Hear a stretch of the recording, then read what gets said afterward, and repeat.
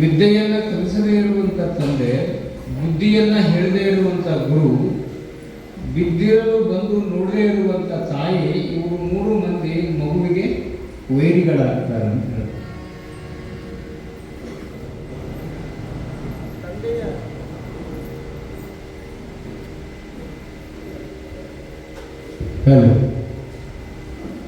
ತಂದೆಯ ಕರ್ತವ್ಯ ಏನು ಅಂತಂದ್ರೆ,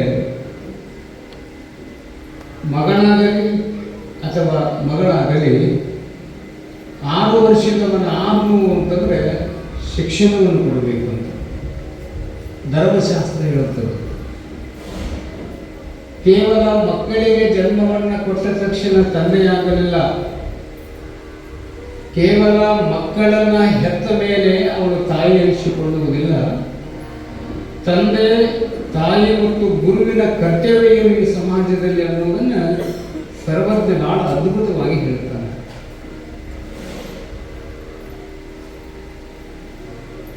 ಎಷ್ಟು ಚಂದ ಹೇಳ್ತಾನೆ ಸರ್ವಜ್ಞ ಅಂದ್ರೆ, ತಂದೆ ಎನ್ನುವಂಥ ಶಬ್ದ ಆತನಿಗೆ ಯಾಕೆ ಬಂತು ಅಂದ್ರೆ, ಎಲ್ಲೋ ಇರುವಂತ ಈ ಮಾಂಸ ಪಿಂಡವಾದ ಈ ಶರೀರವನ್ನ ಭೂಮಿಗೆ ತಂದಿದ್ದರಿಂದ ಆತನಿಗೆ ತಂದೆ ಅಂತ ಹೆಸರು ಬಂತು. ನಮ್ಮನ್ನು ತಂದಾವ ಎಲ್ಲಿಗೆ? ಯಾವಾಗ ಈ ಭೂಮಿಗೆ ತಂದಿದ್ದಕ್ಕೆ ಆತನಿಗೆ ತಂದೆ ಅಂತ ಹೆಸರು ಬಂತು. ಹಾಗಾದ್ರೆ ಆ ತಂದೆಯ ಕರ್ತವ್ಯ ಏನು ಅಂತಂದ್ರೆ, ಶಿಕ್ಷಣ ಮತ್ತು ಶಿಕ್ಷೆಯನ್ನು ಕೊಟ್ಟ ತಕ್ಷಣ ನೋಡವನ ಲಕ್ಷಣ ಅಂತ ಬರೀತಾರೆ. ಮಗ ಆಗಿರ್ಬೋದು ಅಥವಾ ಮಗಳಾಗಿರ್ಬೋದು, ಅವರಿಗೆ ಸರಿಸಮಾನವಾಗಿ ಏನನ್ನು ಕೊಡಬೇಕು ತಂದೆ ಆದವರು ಅಂದ್ರೆ, ಶಿಕ್ಷಣ ಮತ್ತು ಶಿಕ್ಷೆಯನ್ನು ಎರಡೂ ಕೊಡ್ಬೇಕಂತ ನೋಡ್ರಿ. ಶಿಕ್ಷೆ ಕೊಟ್ಟು ಶಿಕ್ಷಣ ಕೊಡಲಿಲ್ಲ ಅಂದ್ರೆ ಆ ಮಗುವಿನ ಭವಿಷ್ಯ ಬೆಳಗಲಿಕ್ಕೆ ಸಾಧ್ಯ ಇಲ್ಲ. ಶಿಕ್ಷೆ ಕೊಟ್ಟು ಶಿಕ್ಷಣ ಕೊಡಲಿಲ್ಲ ಅಂದ್ರೆ ಅವಾಗೂ ಸಹಿತ ಆ ಮಗುವಿನ ಬದುಕು ಬೆಳಗಲಿಕ್ಕೆ ಸಾಧ್ಯ ಇಲ್ಲ. ಎರಡನ್ನು ಸಮಾನವಾಗಿ ಕೊಟ್ಟಾಗ ಮಾತ್ರ ಆತ ಧರ್ಮಶಾಸ್ತ್ರದಲ್ಲಿ ತಂದೆ ಎನಿಸಿಕೊಡುತ್ತಾನೆ. ಮತ್ತು ಗುರುವಿನ ಕರ್ತವ್ಯ ಏನು ಅಂತಂದ್ರೆ, ಆತನ ಪಾದವನ್ನು ಬಂದಿರುವಂತ ಶಿಷ್ಯನ ಹಸ್ತಮಸ್ತಕ ಸಂಯೋಗದಿಂದ ಅವನಲ್ಲಿರುವಂತ ಅಜ್ಞಾನವನ್ನು ಕಳೆದು ಸುಜ್ಞಾನವನ್ನು ಬೋಧಿಸ್ತಕ್ಕಂಥವನು ಗುರು ಆಗ್ತಾನೆ. ಮತ್ತಿನ್ನ ತಾಯಿಯ ಕರ್ತವ್ಯ ಏನು ಅಂತಂದ್ರೆ, ತಾಯಿ ಹೆರುವ ಯಂತ್ರವಾಗದೆ ಮಗುವಿಗೆ ಮಹಾಮಂತ್ರವಾಗಬೇಕು ಅಂತ ಹೇಳ್ತಾರೆ. ಹೆರುವಂತ ಯಂತ್ರವಾಗದೆ ಮಗುವಿಗೆ ತಾಯಿ ಏನಾಗಬೇಕು ಅಂತ ಹೇಳ್ತಾರೆ ಸಿದ್ಧೈ ಪುರಾಣಿಕರು ಅಂತಂದ್ರೆ, ತಾಯಿ ಹೆರುವ ಯಂತ್ರವಾಗದೆ ಮಗುವಿಗೆ ಮಹಾಮಂತ್ರವಾದಾಗ ಮಾತ್ರ ಅವಳು ಧರ್ಮಶಾಸ್ತ್ರದಲ್ಲಿ ತಾಯಿ ಎನಿಸಿಕೊಳ್ತಾಳೆ. ಹಾವು ಹಲವನ್ನು ಹಡೆದು ಲೋಕಕ್ಕೆ ಬರುವಂತೆ. ಹಾವು ಪುಣ್ಯಾತ್ಮರೇ ತತ್ತಿ ಎಷ್ಟು ಇಡುತ್ತೈತಿ ಅಂತಂದ್ರೆ 21 ತತ್ತಿ ಇಡುತ್ತಂತ ನೋಡ್ರಿ. ತತ್ತಿ ಇಡುವಂತ ಪ್ರಸಂಗ ಅದಕ್ಕೆ ಬಂತು ಅಂದ್ರೆ 21 ತತ್ತಿಗಳನ್ನ ಇಟ್ಕೊಂತ ಬರ್ತದಂತ. ಇಟ್ಕೊಂತ ಬಂದು ಏನ್ ಮಾಡತ್ತಂದ್ರೆ, ಹಡದ ಹೊಟ್ಟಿ ಹಾಡದ ಹೊಟ್ಟಿ ಸಮ ಅಂತಾರಲ್ಲ, ಆ 21 ತತ್ತಿಗಳನ್ನು ಇಟ್ಕೊಂತ ಬಂದಾಗ ಹಸಿವಾಗಿದ್ದಕ್ಕೆ ಹೊಳ್ಳಿ ಏನ್ ಮಾಡತ್ತಂದ್ರ ತನ್ನ ತತ್ತಿಯನ್ನು ತಾನೇ ನುಂಗ್ಕೊಂತ ಬಂದ್ಬಿಡುತ್ತಂತ. ಯಾಕ? ಹಡದ ಹೊಟ್ಟಿ. ಯಾಕಿದನ್ನ ಭಗವಂತ ಆ ರೀತಿ ವ್ಯವಸ್ಥೆ ಮಾಡಿದ ಅಂತಂದ್ರೆ, ಆತನಿಗೆ ಗೊತ್ತು ಯಾವುದನ್ನ ಎಷ್ಟು ಹುಟ್ಟಿಸಬೇಕು, ಯಾವುದನ್ನ ಎಷ್ಟು ಹುಟ್ಟಿಸಬಾರದು ಅನ್ನೋದು ಭಗವಂತನಿಗೆ ಗೊತ್ತು. ಯಾಕಂದ್ರೆ ಈ ಜಗತ್ತೆಲ್ಲ ಭಗವಂತನ ಸ್ವತ್ತು. ಒಂದು ವೇಳೆ ತತ್ತಿ ಇಟ್ಟಿರ್ತಕ್ಕಂಥ 21 ಮರಿಗಳು ಒಡೆದು ಹೊರಗೆ ಬಂದು ಬಿಟ್ಟಿದ್ರೆ ಗತಿ ಏನಾಗ್ತಿತ್ತು ಹೇಳ್ರಿ ನಮ್ಮದು? ಯಾವಾಗ 21 ತತ್ತಿಗಳಿಂದ ಒಡೆದು ಮರಿಗಳು ಹೊರಗೆ ಬಂದು ಬಿಟ್ಟಿತ್ತು, ಹಾವಿನ ಮರಿಗಳು ಅಂದ್ರೆ ನಮಗಿಂತಲೂ ಜನಸಂಖ್ಯೆ ಅವಾಗಿದ್ದು ಅಂತ ಭಗವಂತನಿಗೆ ಗೊತ್ತಿತ್ತು. ಅದಕ್ಕೆ ಯಾರನ್ನ ಎಷ್ಟು ಹುಟ್ಟಿಸಬೇಕು, ಯಾವುದನ್ನ ಹುಟ್ಟಿಸಬಾರದು ಅನ್ನೋದು ಭಗವಂತನಿಗೆ ಗೊತ್ತಿದ್ದರಿಂದ ಅದಕ್ಕೆ ಹಸಿವೆ ಅನ್ನುವಂಥ ಮಾಯೆಯನ್ನು ಇಟ್ಟು ತನ್ನ ತತ್ತಿಯನ್ನೇ ತಾನೇ ನುಂಗುವಂಗ ಯಾಕೆ ಮಾಡಿದ ಅಂದ್ರೆ, ವಿಷಜಂತುಗಳು ಹೆಚ್ಚಿಗೆ ಆಗುವಂದ್ರೆ ಮನುಷ್ಯನಿಗೆ ಅಪಾಯಕಾರಿ ಆಗತ್ತಂತ ತಿಳ್ಕೊಂಡು ಹಡದ ಹೊಟ್ಟೆಯ ಹಸಿಕೊಂಡಿರುವ ಹಾವು ತತ್ತಿಯನ್ನು ನುಂಗ್ಕೊಂತ ಬರ್ತೈತೆ. ಒಂದೇ ಎರಡು ತಪ್ಪಿಸಿಕೊಂಡಿದ್ದು ಮಾತ್ರ ಹಾವಾಗಿ ಹೊರಗೆ ಬರ್ತವೆ. ಯಾಕೆ ವ್ಯವಸ್ಥೆ ಇಟ್ಟ ಭಗವಂತ ಅಂತಂದ್ರೆ ಹಂಗ ಹಾವು 21 ತತ್ತಿ ಇಟ್ಕೊಂತ ಬರ್ತೈತಲ್ಲ, ಹಂಗ ಹಲವಾರು ಮಕ್ಕಳನ್ನ ಹಾವಿನಂಗ ಹಡ್ಕೊಂತ ಬಂದ್ರಿ ಅಂತಂದ್ರ ಅವು ನಾಡಿಗೆ ಮಾರಕ ಆಗ್ತವ, ಸ್ಮಾರಕ ಆಗುವುದಿಲ್ಲ. ಅದಕ್ಕೆ ಆಕಾಶದಲ್ಲಿ ಅನೇಕ ಸಾವಿರಾರು ನಕ್ಷತ್ರಗಳು ಹೆಂಗೆ ಇರ್ತಾವಲ್ಲ, ಆಕಾಶಕ್ಕೆ ಯಾವಾಗ ಬೆಲೆ ಬರ್ತೈತೆ ಅಂದ್ರೆ ಒಬ್ಬ ಪೂರ್ಣಚಂದ್ರ ಉದಿಸಿ ಬಂದ್ರೆ ಹೆಂಗ ಅದಕ್ಕೆ ಬೆಳಕು ಬರ್ತೈತಲ್ಲ, ಅಜ್ಞಾನವಾಗಿರ್ತಕ್ಕಂಥ ಹಲವಾರು ಮಕ್ಕಳನ್ನ ಹಡಿಯುವುದಕ್ಕಿಂತ ಜಗತ್ತಿಗೆ ಬೆಳಕನ್ನು ಕೊಡುವಂತ ಸೂರ್ಯನಂತ ಒಬ್ಬ ಮಗನನ್ನ, ಜಗತ್ತಿಗೆ ತಂಪಾದ ಬೆಳಕನ್ನು ಕೊಡ್ತಕ್ಕಂಥ ಚಂದ್ರನಂತ ಒಬ್ಬ ಮಗನನ್ನ ಹಿಡಿದ್ರೆ ಸಾಕು. ಅಂದ್ರೆ ಏನ್ ಹೇಳಕತ್ತಾರಂದ್ರ ಹುಟ್ಟಿದ ಮಗುವಿಗೆ ಸಂಸ್ಕಾರವನ್ನು ಕೊಡಬೇಕು ಅಂತ ಹೇಳ್ತಾರೆ. ಯಾಕಂದ್ರೆ ತಾಯಿ 10 ಶಿಕ್ಷಕರಿಗೆ ಸಮ ಇರ್ತಾಳಂತೆ. ನೋಡಿ, ಒಬ್ಬ ತಾಯಿ 10 ಶಿಕ್ಷಕರಿಗೆ ಸಮನಾಗಿರ್ತಕ್ಕಂಥವಳು, ಅಂತ ತಾಕತ್ತಿರ್ತದೆ ತಾಯಿಗೆ. ಕೌರವರಿಗೆ ಎಷ್ಟು ಮಂದಿ ಇದ್ರು ಮಕ್ಕಳು? ಎಷ್ಟು ಮಂದಿ ಇದ್ರಿ? 101 ಮಂದಿ. ನೋಡಿ, 101 ಮಂದಿಗೆ ಜನ್ಮವನ್ನು ಕೊಡ್ತಾಳೆ ಯಾರು? ಗಾಂಧಾರಿ. ಗಾಂಧಾರಿಯ ಗಂಡ ಯಾರು? ಧೃತರಾಷ್ಟ್ರ. ಕಣ್ಣಿರಲಿಲ್ಲ ಅವನಿಗೆ, ಧೃತರಾಷ್ಟ್ರನಿಗೆ ಕಣ್ಣಿರಲಿಲ್ಲ. ಗಾಂಧಾರಿಗೆ ಕಣ್ಣಿದ್ದು ಏನು ಶಪಥವನ್ನು ಮಾಡ್ತಾಳ ಅಂದ್ರ, ನನ್ನ ಗಂಡ ನೋಡದೇ ಇರುವಂತ ಈ ಭೂಮಿಯನ್ನ, ಈ ಜಗತ್ತನ್ನ ನಾನು ನೋಡಬಾರ್ದು ತಿಳ್ಕೊಂಡು ಕಣ್ಣಿದ್ದು ಬಟ್ಟೆ ಕಟ್ಟಿಕೊಂತಾಳ. ನೋಡಿ, ಸತಿಧರ್ಮವನ್ನು ಪಾಲಿಸ್ತಾಳೆ ಗಾಂಧಾರಿ. ಹೆಂಡತಿಯಾಗಿರ್ತಕ್ಕಂಥವಳು ಕೇವಲ ಸತಿಧರ್ಮವನ್ನಷ್ಟೇ ಪಾಲಿಸುವುದಲ್ಲ, ಮಕ್ಕಳಿಗೂ ಕೂಡ ಸಂಸ್ಕಾರವನ್ನು ಕೊಡಬೇಕು. ಆದ್ರೆ ಗಾಂಧಾರಿಯಾಗಿರ್ತಕ್ಕಂಥವಳು ಸತಿಧರ್ಮವನ್ನು ಪಾಲಿಸಿದ್ರು, ಆದ್ರೆ ಮಕ್ಕಳಿಗೆ ಸರಿಯಾದ ಸಂಸ್ಕಾರ ಕೊಡಲಿಲ್ಲ. ಯಾರಿಗೆ? ಕೌರವರಿಗೆ ಕೊಡಬೇಕಾಗಿತ್ತಲ್ಲ. ಎಷ್ಟು ಮಂದಿ? 101 ಮಂದಿ ಮಕ್ಕಳಿಗೆ ಜನ್ಮ ಕೊಡ್ತಾಳೆ. ಆದ್ರೆ ಒಬ್ಬ ಮಗನಿಗಾದ್ರೂ ಸಂಸ್ಕಾರ ಕೊಡ್ಲಿ.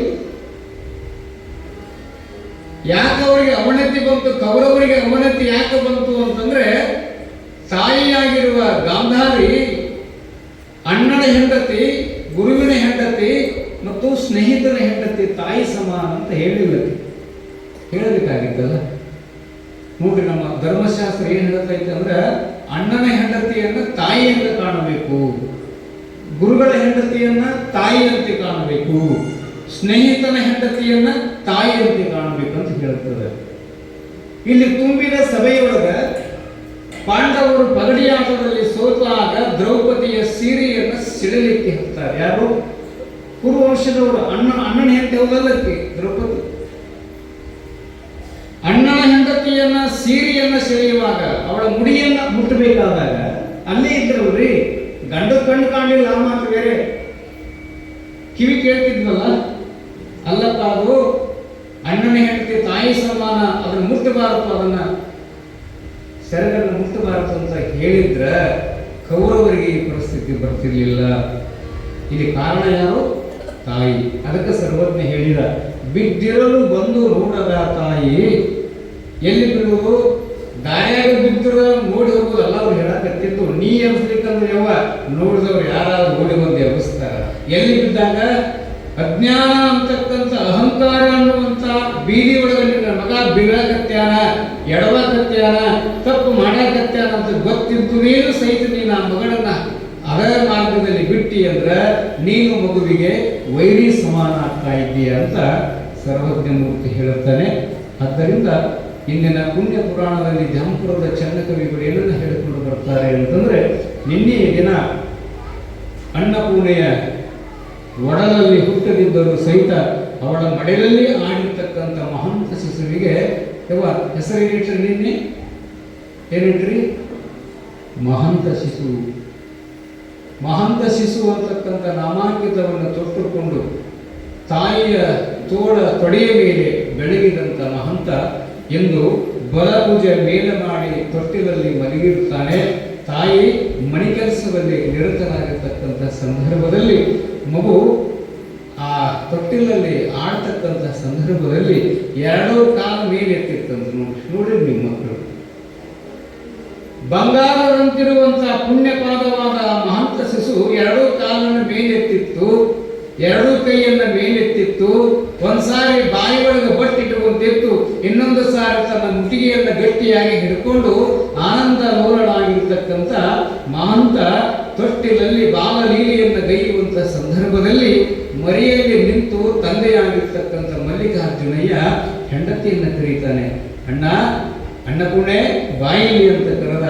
ಅಡಿಗೆ ಮಾಡುವಂತ ಅನ್ನಪೂರ್ಣೆ ಯಾಕ್ರಿ ಅಂತಾಳ. ನೋಡು ನೋಡು ನೋಡು ಬಸವಣ್ಣವರ ಮಾಡಿದ ಆಟವ ಅಂತ ಹೆಂಗೆ ಹೇಳ್ತಾರಲ್ಲ, ನೋಡಲ್ಲ ಆ ಶಿಶುವನ್ನು ನೋಡು. ಎರಡು ಕೈಯನ್ನು ಮ್ಯಾಲೆ ಯಾಕೆ ಎತ್ತಕತ್ತೈತಿ ಅಂತಂದ್ರ ಆ ಮಗು ಏನು ಹೇಳಕತ್ತೈತಿ ಅಂದ್ರ, ಯಾರಿಗೆ ಹೇಳಕತ್ತೈತಿ ಅಂದ್ರ, ಪರಮಾತ್ಮ ನಾನು ಕಾಮ ಕ್ರೋಧ ಮೋಹ ಮದ ಮತ್ಸರ ಅಂತಕ್ಕಂಥ ಆ ದುಷ್ಟ ಅರಿಷಟ್ ವರ್ಗಗಳಲ್ಲಿ ಬೀಳಕತ್ತೇನೆ. ಆ ಅರಿಷಟ್ ವರ್ಗಗಳಿಂದ ದೂರ ಮಾಡಪ್ಪ. ಕಾಮದಿಂದ ದೂರ ಮಾಡು, ಕ್ರೋಧದಿಂದ ದೂರ ಮಾಡು, ಮದ ಮತ್ಸರ ಮೋಹ ಅಂತಕ್ಕಂಥ ಈ ಅರಿಷಟ್ ವರ್ಗಗಳು ನನಗೆ ಮುಟ್ಟದ ಹಾಗೆ ನನ್ನನ್ನು ಎತ್ತಿಕೊಂಡು ರಕ್ಷಣೆ ಮಾಡು ಅಂತ ತಿಳ್ಕೊಂಡು ತೊಟ್ಟಿಲಲ್ಲಿ ಬಲಭುಜ ಮೇಲ ಮಾಡಿ ಮಲಗಿರುವ ಹಾಲುಗಲ್ಲದ ಹಸಗೂಸಾಗಿರುವ ಮಹಂತ ಪರಮಾತ್ಮನ ಹತ್ರ ಕೈ ಮಾಡಕತ್ತಿತ್ತಂತ.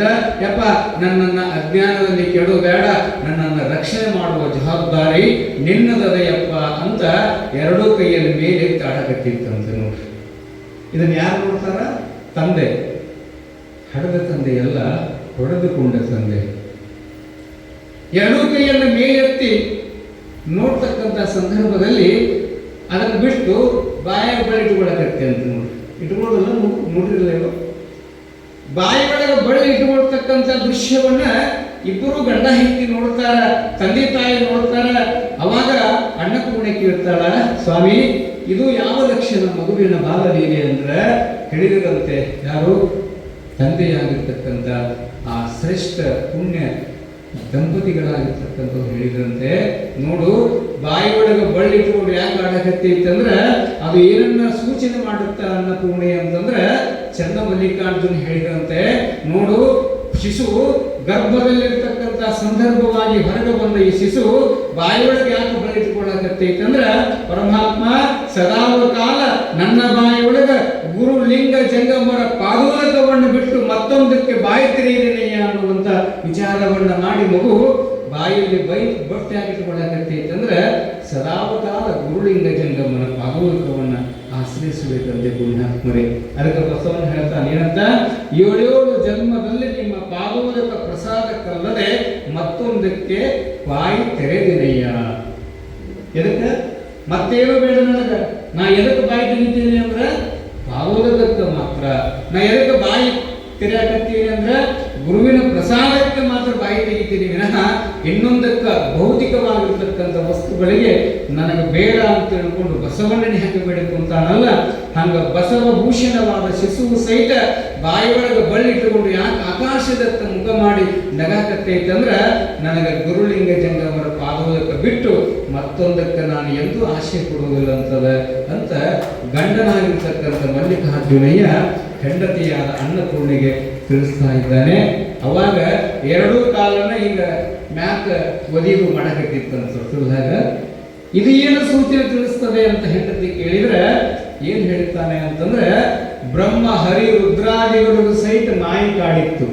ಕಾಡಿಲಿ ಅಲ್ಲವನಂತ ಅಲ್ಲವನ ಮದ್ದಳೆಗೆ ಮಾರು ಹೋಗಿರುವಂತ ಮಾಯೆ ಅಂತಕ್ಕಂಥವಳು ಅಲ್ಲವನ ದೇಹವನ್ನು ಪ್ರವೇಶ ಮಾಡಕ ಬಂದರೂ ಸಹಿತ ಅಲ್ಲವ ಹೆಂಗ ವಿರತಿಯಾದ ವೈರಾಗ್ಯಿಯಾದ ಮಾಯಿಯನ್ನ ಒದ್ದು ಗೆದ್ದನಲ್ಲ, ಹಂಗ ತೊಟ್ಟಿಲಲ್ಲಿ ಮಲಗಿರುವ ಮಗು ಎರಡೂ ಕಾಲ ಯಾಕೆ ಮೇಲೆ ಎತ್ತಾಕೈತಂದ್ರ ನೀನು ಹರಿಯನ್ನ ಕಾಡಿರಬಹುದು ಮಹಾಯೇ, ನೀನು ಶಿವನನ್ನ ಕಾಡಿರಬಹುದು, ನೀನು ಬ್ರಹ್ಮ ವಿಷ್ಣು ಮಹೇಶನನ್ನ ಕಾಡಿರಬಹುದು, ನನ್ನ ಹತ್ರ ಬಂದಿ ಅಂದ್ರ ಮಾಯೆ ನಿನ್ನನ್ನು ಒದಿತೀನಿ ಅಂತ ತಿಳ್ಕೊಂಡು ಎರಡೂ ಕಾಲನ್ನ ಮೇಲೆತ್ತಾಕತ್ತಿತ್ತಂತೆ ಶಿಶು.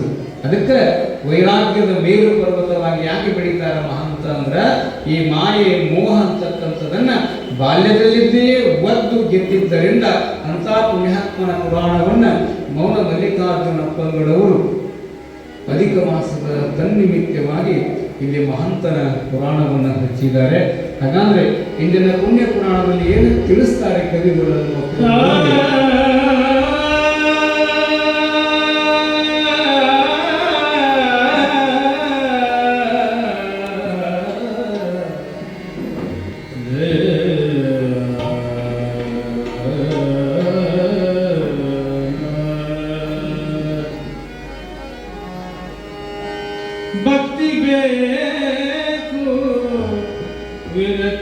ಬೇಕು, ಸರ್ವಶಕ್ತನಾಗಬೇಕು. ಮುಂದೆ ಮುಕ್ತಿ ಬಯಸುವವಗೆ ಭಕ್ತಿ ಬೇಕು, ವಿರಕ್ತಿ ಬೇಕು. ಭಕ್ತಿ ಬೇಕು, ವಿರಕ್ತಿ ಬೇಕು. ಸರ್ವಶಕ್ತನಾಗಬೇಕು, ಮುಂದೆ ಮುಕ್ತಿ ಬಯಸುವವಗೆ ಭಕ್ತಿ ಬೇಕು, ವಿರಕ್ತಿ ಬೇಕು.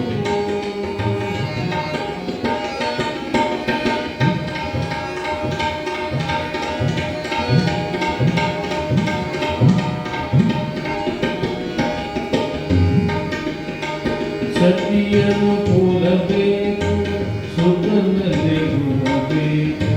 ಸತಿಯನ್ನು ಕೂಲಬೇಕು, ಸುಖನಲ್ಲಿ ಗುಣಬೇಕು. ಮತಿವಂತನಾಗಬೇಕು, ಮತವಂದಾಗಬೇಕು. ಮತಿವಂತನಾಗಬೇಕು, ಮತವಂದಾಗಬೇಕು. ಭಕ್ತಿ ಬೇಕು, ವಿರಕ್ತಿ ಬೇಕು. ಭಕ್ತಿ ಬೇಕು, ವಿರಕ್ತಿ ಬೇಕು.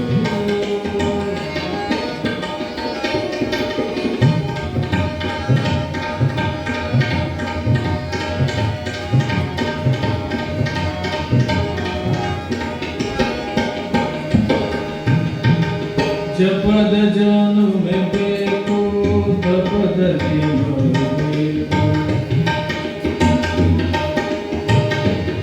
ಜಪದ ಜಾನುಮೆ ಬೇಕು, ತಪದ ನೇಮವೇ ಬೇಕು.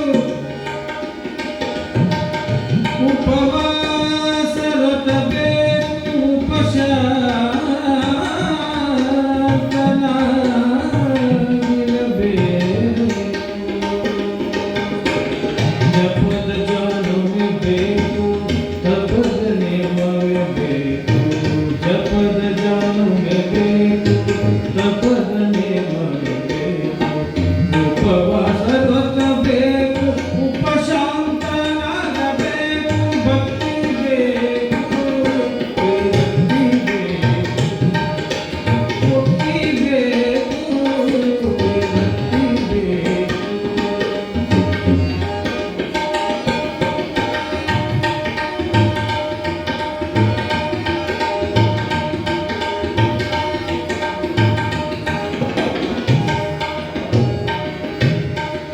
ಸತ್ಸಂಗ ಹಿಡಿಬೇಕು, ದುಸ್ಸಂಗ ಬಿಡಬೇಕು.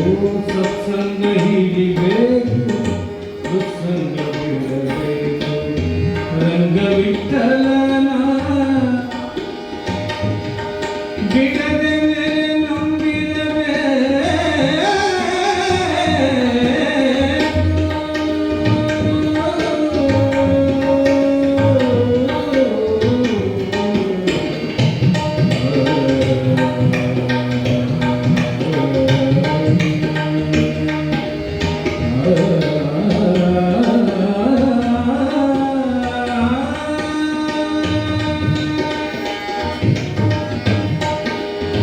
ರಂಗವಿಠಲನ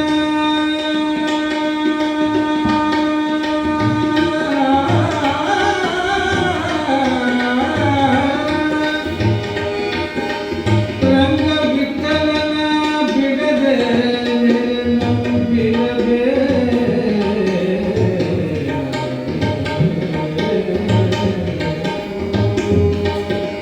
ಭಕ್ತಿ ಬೇಕು,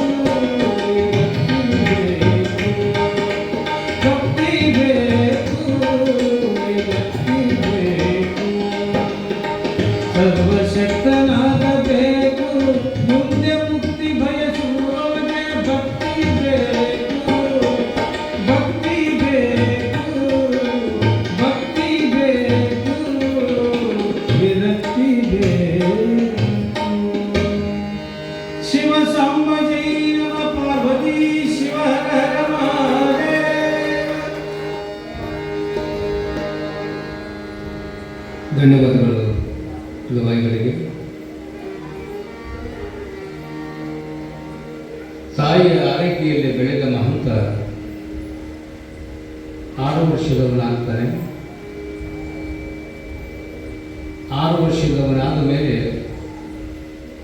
ಯೋಗ್ಯ ಸಮಯವನ್ನು ನೋಡಿ ರೈತ ಹೆಂಗ ಬೀಜವನ್ನು ಬಿತ್ತಾನ, ಹಂಗ ಭೂಮಿಗೆ ಬಿದ್ದ ಬೀಜ ಎದೆಗೆ ಬಿದ್ದ ಅಕ್ಷರ ಫಲ ಕೊಡುತ್ತೈತೆ ಅನ್ನುವಂಥ ನಂಬಿಕೆಯಿಂದ ತಂದೆಯಾದ ಮಲ್ಲಿಕಾರ್ಜುನಯ್ಯ ಗುರುಕುಲಕ್ಕೆ ಕರ್ಕೊಂಡು ಬರ್ತಾನೆ. ಅಂದ್ರೆ ಶಿಕ್ಷಣ. ಹಿಂದೆ ಶಿಕ್ಷಣದ ವ್ಯವಸ್ಥೆ ಹೇಗಿತ್ತು ಅಂತಂದ್ರೆ ಮಠಗಳಲ್ಲಿ ಶಿಕ್ಷಣ ನಡೀತಿತ್ತು, ಮಂದಿರಗಳಲ್ಲಿ ಶಿಕ್ಷಣ ನಡೀತಿತ್ತು. ಇದ್ಯಾವುದೂ ಇಲ್ಲ ಅಂತಂದ್ರೆ ಆಲದ ಮರದ ಕೆಳಗಡೆ, ವಿಶಾಲವಾದ ಆಲದ ಮರದ ಕೆಳಗಡೆ ಶಿಕ್ಷಣವನ್ನು ಕೊಡುವಂಥ ವ್ಯವಸ್ಥೆ ಸ್ವತಂತ್ರ ಸಿಗದೇ ಇರುವಂಥ ಪೂರ್ವದಲ್ಲಿ ಶಿಕ್ಷಣದ ಪದ್ಧತಿಯ ವ್ಯವಸ್ಥೆಯನ್ನು ಕವಿಗಳು ಬಹಳ ಚಂದ ಬರೀತಾರೆ. ಈಗ ಸಾಲಿಮಠದವರು ಅಂತಿದ್ರು, ಅಡ್ರೆಸ್ ಇರ್ತದೆ ನೋಡಿ. ಸಾಲಿಮಠದವರು ಅಂತ ಯಾಕೆ ಅವ್ರು ಕರ್ಕೊಂಡು ಬಂದರು ಊರೊಳಗಂದ್ರೆ, ಆ ಜಂಗಮರು ತಮ್ಮ ಮಠದಲ್ಲಿ ಊರಿನ ಮಕ್ಕಳಿಗೆ ಶಾಲೆಯನ್ನ ಶಿಕ್ಷಣಕ್ಕಾಗಿ ವ್ಯವಸ್ಥೆ ಮಾಡಿದ್ದಕ್ಕೆ ಅವರಿಗೆ ಶಾಲೆ ಮಠದವರು ಅಂತ ಕರ್ಕೊಂಡು ಬಂದರು. ದಾಸೋಹ ಮಠದವರು ಅಂತ ಇರ್ತಾರೆ. ದಾಸೋಹ ಮಠ ಅಂತ ಯಾಕೆ ಕರೆದ್ರು ಅಂದ್ರೆ, ಆ ಒಂದು ತಮ್ಮ ಮಠದಲ್ಲಿ ಊರಾಗ ಕಜ್ಜಾಯ ಮಾಡಿ ಶಿಕ್ಷಣವನ್ನ ಕಲೀಲಿಕ್ಕೆ ಬಂದ ಮಕ್ಕಳಿಗೆ ಊಟ ಮತ್ತು ಅಕ್ಷರವನ್ನ ಕೊಡುವಂತ ನಡೆದುಕೊಂಡು ಬಂದ ಹಿನ್ನೆಲೆಗೆ ಅವರಿಗೆ ದಾಸೋಹ ಮಠದವರು ಅಂತ ಕರೀತಿದ್ರು. ಇನ್ನು ಧರ್ಮಶಾಲೆ ಒಳಗೂ ಕೂಡ ಕೆಲವೊಂದು ಊರೊಳಗೆ ಶಿಕ್ಷಣ ನಡೀತಿತ್ತು ಅಂತ. ಧರ್ಮಶಾಲೆ ಅಂದ್ರೆ ಏನು ಹೇಳ್ರಿ, ಆಯಾ ಊರೊಳಗೆ ಇರ್ತಿದ್ರು ಧರ್ಮಶಾಲೆ. ಆ ಧರ್ಮಶಾಲೆಗಳನ್ನು ಯಾಕೆ ಮಾಡ್ತಿದ್ರು ಅಂದ್ರೆ, ಹಿಂದೆ ವಾಹನಗಳ ವ್ಯವಸ್ಥೆ ಇದ್ದಿದ್ದಿಲ್ಲ, ರಸ್ತೆಗಳ ದುರಸ್ತಿ ಇದ್ದಿದ್ದಿಲ್ಲ. ನಮ್ಮ ಪೂರ್ವಜರು ಬೇರೆ ಊರಿಗೆ ಹೋಗುವ ಪ್ರಸಂಗ ಬಂದಾಗ ಪಾದಯಾತ್ರೆಯಾಗಿ ನಡ್ಕೊಂಡು ಹೋಗಿದ್ರು. ಊರು ಮುಟ್ಟಬೇಕಾದ್ರೆ ಯಾವ ಊರಾಗ ಕತ್ಲಕ್ಕಿತ್ತು ಅಲ್ಲಿ ವಸತಿ ಮಾಡಲಿಕ್ಕೆ ಅನುಕೂಲ ಆಗಲಿ ಅಂತ ತಿಳ್ಕೊಂಡು ಆ ಗ್ರಾಮದ ಹಿರಿಯರು, ಗುರು ಹಿರಿಯರು ಕೂಡಿ ಧರ್ಮಶಾಲೆಗಳನ್ನು ತೆಗಿತಿದ್ರು. ಆ ವಸತಿ ಮಾಡ್ತಕ್ಕಂಥವ್ರು ಆ ಧರ್ಮಶಾಲೆ ಉಳ್ಕೊಂಡಿದ್ರು. ನೋಡಿ, ನಮ್ಮ ಹಿರಿಯರು ಅಕ್ಷರ ಇರಲಿಲ್ಲ ಅಂದ್ರೂ ಕೂಡ ಎಂಥ ದೂರದೃಷ್ಟಿ ಇತ್ತು ನಮ್ಮ ಪೂರ್ವಜರಿಗೆ ಅಂದ್ರೆ, ಆ ಊರಿನ ಗೌಡ ಅಥವಾ ಆ ಊರಿನ ಜಂಗಮ ಏನ್ ಮಾಡ್ತಿದ್ದ ಅಂತಂದ್ರೆ, ಧರ್ಮಶಾಲೆಗೆ ಸಂಜೆ ಮುಂದೆ ಹೋಗಿದ್ದಂತೆ. ಯಾರಾದ್ರೂ ಬಂದಾರ ಏನು ಪಾಪ ಪರಸ್ಥಳದವರು, ಯಾರಾದ್ರೂ ಪರಸ್ಥಳದವರು ಉಳ್ಕೊಂಡಿದ್ರೆ ಅವ್ರ ಮನೆಗೆ ಕರ್ಕೊಂಡು ಹೋಗಿ ಊಟ ಮಾಡಿಸಿ ಅವರಿಗೆ ಹೊತ್ತುಕೊಳ್ಳಕ್ಕೆ ಹಾಸಿಗೆ ಕೊಟ್ಟು ಒಂದು ರಾತ್ರಿ ಮಾತ್ರ ಅವಕಾಶ. ಮುಂಜಾನೆ ಮತ್ತೆ ಹೋಗ್ಬಿಡ್ಬೇಕು ಅವರು ಎಲ್ಲಿಗೆ, ತಾವು ಯಾವ್ರಿಗೆ ಗೊತ್ತಾಗಲ್ಲ ಆ ಊರಿಗೆ. ಹೀಗೆ ಗ್ರಾಮೀಣದ ಪ್ರದೇಶದ ಸೊಗಡು ಬಹಳ ಅದ್ಭುತವಾಗಿರ್ತಕ್ಕಂಥ ವ್ಯವಸ್ಥೆ ಒಳಗೆ ಕೆಲವೊಂದು ಸಾರಿ ಧರ್ಮಶಾಲೆಯಲ್ಲಿ ಕೂಡ ಊರಿನ ಮಕ್ಕಳಿಗೆ ಶಿಕ್ಷಣದ ವ್ಯವಸ್ಥೆ ಆಗ್ತಿತ್ತು. ಇಲ್ಲಿ ಯಾವ ಮಹಂತನಿಗೆ ತಂದೆಯಾದ ಮಲ್ಲಿಕಾರ್ಜುನಯ್ಯ ಯೋಗ್ಯ ಗುರುಗಳ ಸನ್ನಿಧಾನದಲ್ಲಿ ಕರ್ಕೊಂಡು ಬಂದು, ಯಪ್ಪ ಇವರಿಗೆ ಅಕ್ಷರವನ್ನು ನೀಡಬೇಕು ನನ್ನ ಮಗ ಅಂತ ತಿಳ್ಕೊಂಡು ಗುರುಗಳ ಸನ್ನಿಧಾನದಲ್ಲಿ ಬಿಟ್ಟಾಗ ಗುರುಗಳ ಆ ಮಗುವನ್ನು ನೋಡಿದ್ರಂತೆ. ನೋಡಿದ ತಕ್ಷಣ ಆ ಮುಖದಲ್ಲಿರುವಂಥ ಅದ್ಭುತವಾದ ಪ್ರಸನ್ನತೆಯ ಲಿಂಗ ಕಡೆ ವಿಭೂತಿ ದೇಹವನ್ನು ನೋಡಿ ಶಿಕ್ಷಕ ಅಂತಾನೆ, ಎಂಥ ಅದ್ಭುತವಾದ ಮಗು ಅದ ಇದು. ಪಾಠಿ ಇದ್ದುವಾಗ ಪಾಠಿ ಒಳಗೆ ಓಂಕಾರ ಹಾಕಿ ಕೊಟ್ಟರಂತೆ ಮಹಂತರಿಗೆ. ಓಂಕಾರವನ್ನು ಹಾಕಿ ಕೊಟ್ಟಾಗ ಓಂಕಾರ ಹಾಕಿ ಶಿಕ್ಷಕ ಕೊಟ್ರೆ ಈ ಮಹಂತ ಏನ್ ಮಾಡಿದ ಅಂದ್ರೆ ಓಂಕಾರವನ್ನು ತಿದ್ದಬೇಕಲ್ಲ. ಈಗ ಅಕಾರ ಮತ್ತು ಉಕಾರವನ್ನು ಮಕ್ಕಳಿಗೆ ಶಿಕ್ಷಕ ಬರೆದು ಕೊಟ್ಟರೆ ಅದರ ಮೇಲೆ ತೀಡಬೇಕುವಂತ ಶಿಕ್ಷಣದ ರೀತಿ.